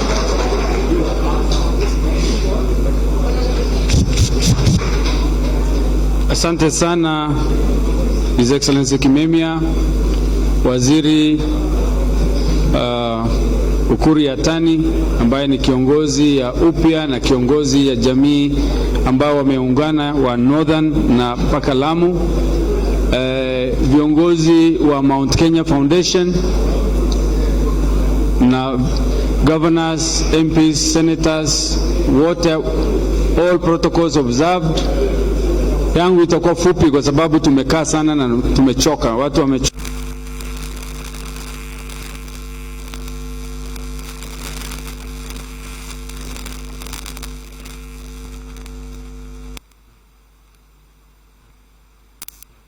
Kisiasa kwa sababu ni wakati ya siasa, lakini hii kongamano, hii kukuja pamoja ya jamii, nikiwa nakaa hapo nikifikiria, nikaona ni mambo ambayo ni ya muhimu sana, hata ya kuzidi mambo ya siasa ama ni mambo ambayo itapatanisha Kenya. Na nilifikiria Waziri Uhuru Yatani na chairman ya MKF tupange sasa tukutane Mandera next meeting, kwa sababu tumekuja na gari mpaka hapa. Hata mara hii tutembee na gari mpaka Mandera ili sisi wote tuweze tujifunze Kenya, ama namna gani? Sisi tunajua pande hii na tuwafunze pia pande ile nyingine, ili muone wakati watu wanasimama hapa wakianza kupiga nduru waone. Na kwa sababu you are influencers, you are the people who talk to the president. Bwana Titus Ibui, Bwana Munga, wote ni wa advisors kubwa ya rais. Mkiona huko mtaweza kusimama na sisi wakati tutafanya mikutano ya kusema maji, drought na mambo mengine. Lakini more importantly, kujifunza opportunities pia. There are a lot of opportunities. As much as there are challenges in the north, there are opportunities also. Tena ninataka kusema ya kwamba hii siku ya kihistoria iwe mwenendo kwa sehemu zingine za Kenya. Leo ni Mount Kenya na watu wa Northern. Siku ingine watu wa Northern na watu wa Rift. Tutoe siasa na baadaye tutaongea tu siasa, ili Kenya yenyewe, alafu watu ya Mount Kenya na watu wa Nyanza, ama namna hiyo, mpaka wa Kenya wajuane na izungushwe namna hii.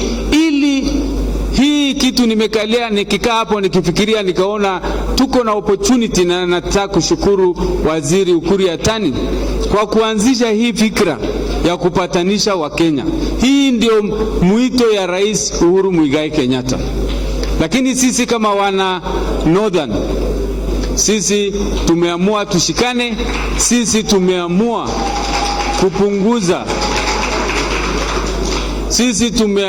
kupunguza yale differences zetu. Huyu ni Msomali, huyu ni Mborana, huyu ni Gabra, huyu ni Turkana. Tunataka kuondoa hiyo ili to form block, a united block under the leadership of CS Uhuru Yatani. Na sisi tunataka kuhakikisha ya kwamba hii block inashirikiana, inaongea shida zake, inaongea challenges za area yake, opportunities za area yake, na pia ikikuja siasa iweze kusimama pamoja ili itilt balance ya kisiasa. Kwa hivyo we must be taken very seriously. This institution must be taken seriously, and we really appreciate. Tunamshukuru sana Waziri Uhuru Yatani na timu yote ambao wamekuwa na sleepless nights kutengeneza hii mambo ya upya. Sisi tutasupport na niko hapa, tumekuja na timu nzima ya Isiolo. Nimeona vijana, nimeona viongozi MCS, nimeona wazee, nimeona kina mama, viongozi wote. Sisi Isiolo tuko upya na tunashirikiana hapo. Nasema asante, na nachukua hii fursa kumwalika ndugu yangu Kiraitu Muronge ambaye ni jirani yangu pia, na aje aweze kuongelesha. Asante na Mungu awabariki. Tumpigie makofi tafadhali Mheshimiwa His Excellency Kiraitu. Asante, asante sana.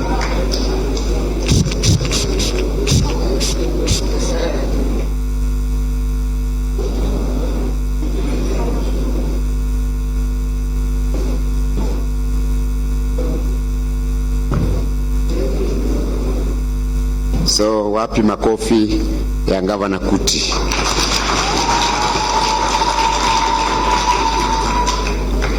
Mjambo. Salamu alaikum.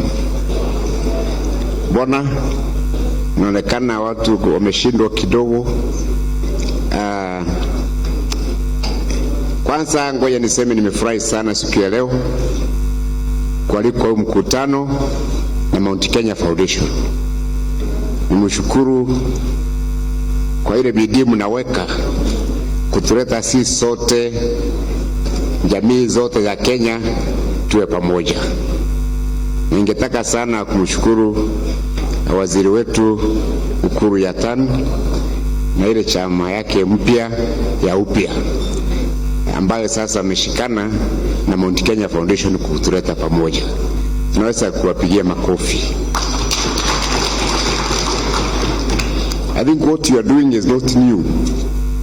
Our communities have been together for a long time. We are just formalizing what has been happening at community level. I do know if you go to Lodwar today, utaona maduka huko ambayo yameandikwa Egoji stores. Hao watu waliingia huko 1950s wakati wa ukoloni. They are from my home. Walienda kuuza tumbako au kurudi. Now they are part of the Turkana community. You go to Mbaragoi, there's a Catholic church in Mbaragoi. That one was started by my uncle called Ndegwa na mwingine anaitwa Narangwe. Hao walikuja kuuza tumbako Mararo, halafu akaendelea. Huyu Ndegwa akawana huko kwa Wasamburu, and he has not come back.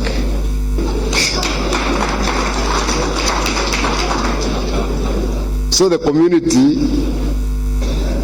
has been together. This is wanasiasa ambao tumekuwa nyuma, and I'm happy now we are going to be together. If there's one person who is very happy about this new union between Mount Kenya and the North, is Kiraitu Murungi.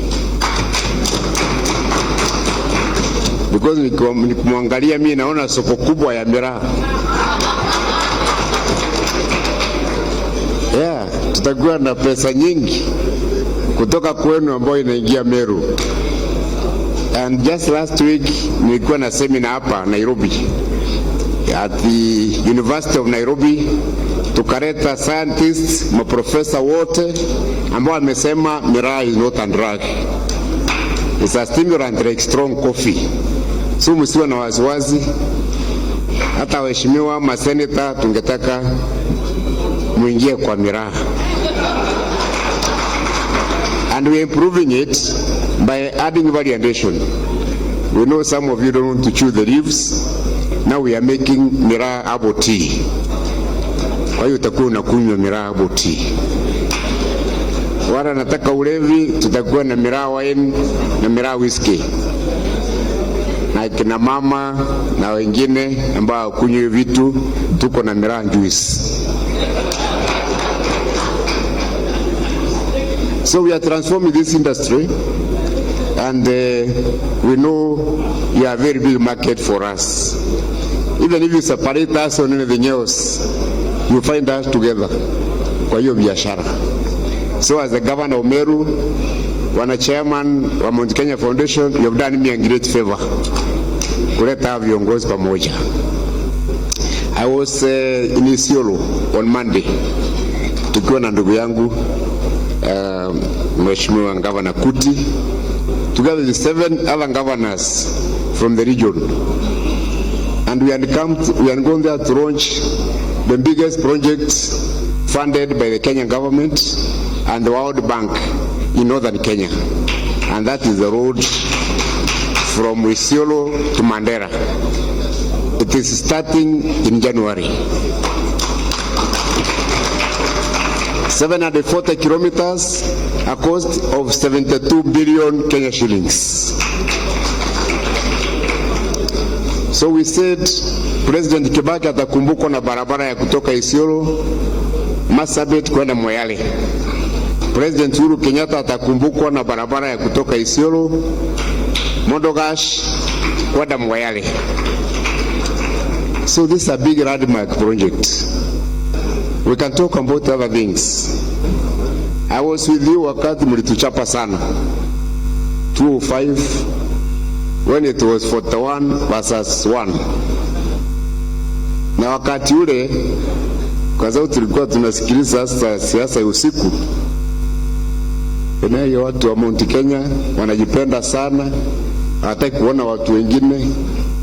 But I want to tell you, my brothers and sisters, There's a lot of lies and propaganda in politics. If there's a regime which really looked after northern Kenya, is Kibaki's regime, na Uhuru anaendelea nayo. It is Kibaki's regime which appointed Mohamed Helmi, who is here, to be the minister for northern Kenya. He created our ministry to deal with the new problems of northern Kenya.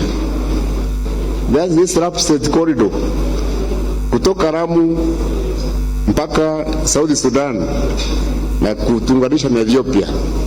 It was meant to open northern Kenya. Ilianzishwa wakati huo na Uhuru Kenyatta anaendelea nayo. You saw the Ram port being opened the other day. Isiolo airport, Isiolo Resource City, Lokicha, all those ones were being planned. I know some of them are not being properly funded, and that's why they have not taken off. So me, I don't agree with those ones who say sasa tungoje 2022 ili tuinue hiyo dunia yetu. My brother Ukuru Yatan, please don't talk to him so that they can listen to me. Government operates through budgets which are in your ministry. Look at whatever you want to do in northern Kenya. You work on budgets. Even after Uhuru goes, so long as it's in the budget, it's going to be implemented. So don't tell us tungoje serikali ingine, hata kwa hii serikali tuko.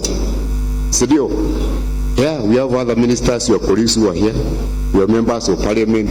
Kenani ni Mkubwa wa mbunge. Why can't we put those things in the budget now? Hiyo maendeleo tunataka in northern Kenya, so that we plan so that you can continue implementing them. Sidio? So for me, I'm saying, let us use the power we have now. Fortunately, we are united now. Let us work together from now on, so that we start implementing transformative projects for our region. Tukiwa pamoja. Finally, because we don't have much time, let me say, I know we are talking very well. We want to please each other, but politics is a hard business. We have to take our politics more seriously. It can be a matter of life and death. Hii michezo tuko nayo, wengine wanajificha usiku kufanya hii maneno and all that. We might come to regret. If there is one person who is informed in this country about what is happening in every village on a daily basis, it is President Uhuru Muigai Kenyatta. I'm pleading with you, let us listen to him. Atuwa usifikiri unajua sana, kwani una intelligence service informing you. We're investing so much in intelligence service so that we can know what is happening in every village, isn't it? There's one person who receives this. Why are we not listening to him? Akikwambia hapa ni mbaya, why would you go saying it's okay when you don't have information? So my plea is, let us listen, let us be more strategic, and let us take politics more seriously. I can just remind you very briefly what we always remember Moi for. Siasa mbaya, siasa mbaya. Now we have a chance of making good politics so that we can improve our lives. Takuongea sana. This man here was in parliament when I was at Alliance High School. Bishop Lawi Imadiu. One time he was the chairman of all the Methodist bishops in the World Methodist Council. He knows a lot. We respect him a lot. He was the first person to dream of a private university in this country. It is working. So allow me to invite him on stage to come and share his wisdom with us. Can we give him a big hand as he comes? Well, ayatosh kwa Bishop, makofi ya Bishop. Asanteni sana. Mungu awabariki. Mimi nitaendelea kufanya na viongozi wenu. Na hata sisi tunajipanga. My chairman wa Mbasi Party yako hapa. Senator Reni Kivuti, tutakuwa tunaongea na nyinyi hata kwa hiyo upya. Asanteni sana.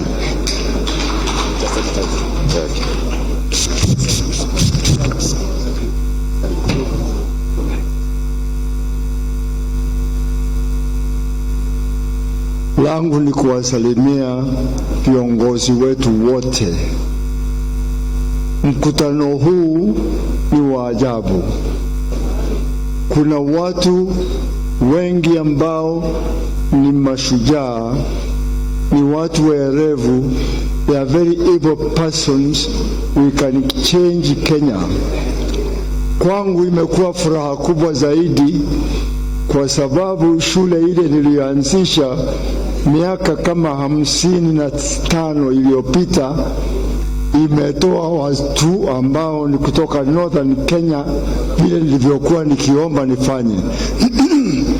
Nilipojenga Kalipatura Secondary School, I was dreaming ya kwamba tutapata vijana na wasichana walio na akili nzuri kutoka North na watalidi Kenya. Sikujua ni nani. Leo nimeketi karibu na mmoja ambaye ni kiongozi wa mambo ya pesa ya Kenya, minister wa mambo ya pesa ya Kenya. Kumbe ametoka shule ile niliyoanzisha. Sasa unaona mambo yanawezekana. Hata ministers wengine wako hapa na parliamentarian. Tunaweza. Asemaye hatuwezi ni muongo. Tutaweza. Tena nimeona Kenya moja. Sisi tukishikamana, Kenya iwe upande wa north mpaka mlima Kenya. That is a wonderful Kenya. Kenya naona ni nzuri, na Mungu atatulinda tufaulu na yale tunayoyataka. Bora viongozi wetu wakubali kama wamesema hivyo. Na mimi ninajua watu wa North wakiwaambia tunataka hivi na wakubali, mambo hayo yamekwisha. Tutaweza. Kwa hivyo mimi sitaki kusema mengi isipokuwa kuwashukuru na kusema ya kwamba pia tuwe tuna heshima kati yetu sisi kwa sisi, na pia kumheshimu kiongozi wetu Rais Kenyatta. Ndiye rais wetu ambaye hamsikii na kumkubali atuongoze wakati wake umalizike, na sisi hatutaki huyo. Mimi nasema hivyo kwa sababu na yeye hawezi kuongoza. Yeyote anayemkubali ndiye anaweza kuongoza, na yeye atuongoze vizuri. Mungu awalinde na Mungu atuongoze na Mungu abariki mkutano huu wetu.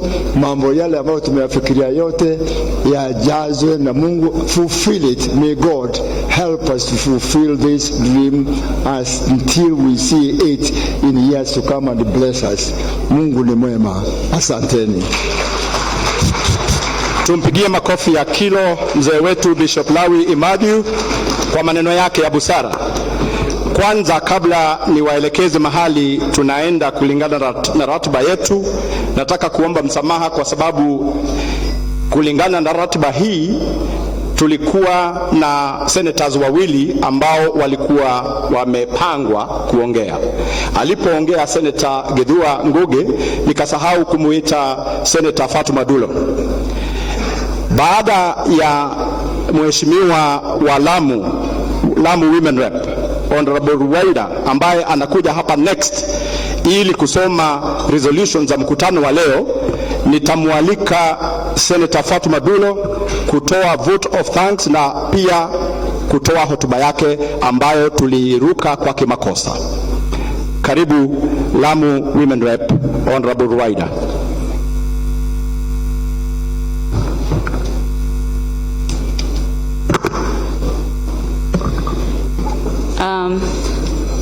Viongozi wa Mount Kenya, CS Uhuru Yatani na viongozi wa upya kwa jumla, nyote mlohudhuria, asalamu alaikum.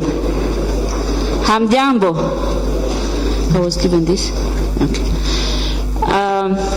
Kwa majina ni Ruwaida Mohamed, mimi ni nawakilisha Lamu katika bunge la kitaifa. Kabla sijasoma resolution, nataka niwaambie kitu kidogo to Mount Kenya Foundation.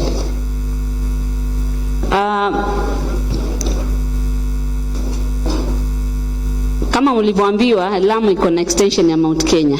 Nilikuwa nikijiuliza mkifanya zile mikutano yenu ya 6:30, kisema mbona hawaniti mimi Ruwaida, kwa sababu mimi nawakilisha Lamu na nawakilisha watu wa Mount Kenya, na alikuwa mkimuita Mheshimiwa Mudhama. Lakini leo namshukuru Mwenyezi Mungu ametuleta sasa, leo tuko na nyinyi, sio na mambo inakuwa shwari. Asante. Haya, resolution.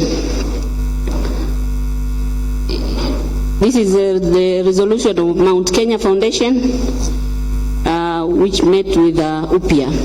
1. The people of Mount Kenya and UPIA are solidarily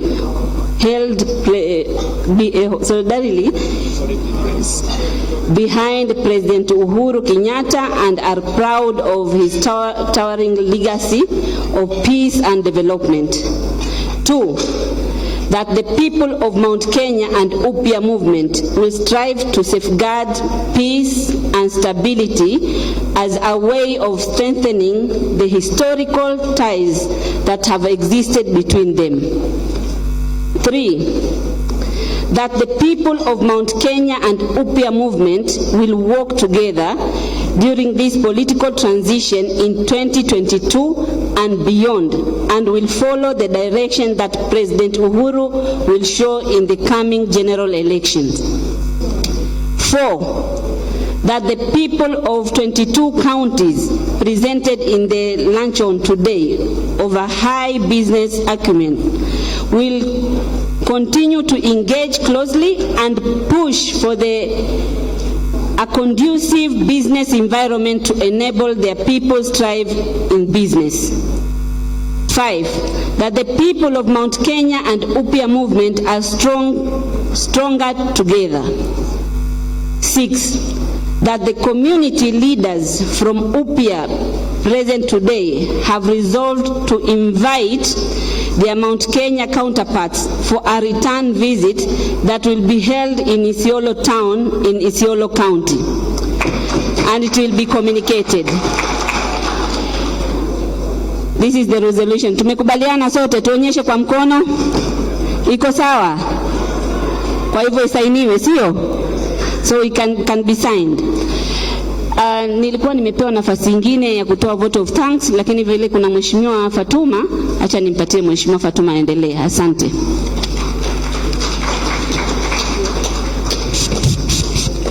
Sasa ni nafasi ya Mheshimiwa Fatuma Dulo kutoa shukran juu ya kikao hiki cha leo.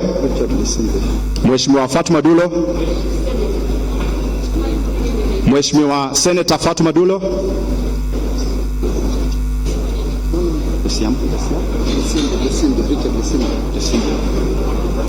Senator Fatuma Dulo, is she in the house? Okay, I'm advised in her place we will have Mheshimiwa Richard Lesimpe to give a vote of thanks. After that, I will ask a volunteer of the Islamic faith to close with a word of prayer.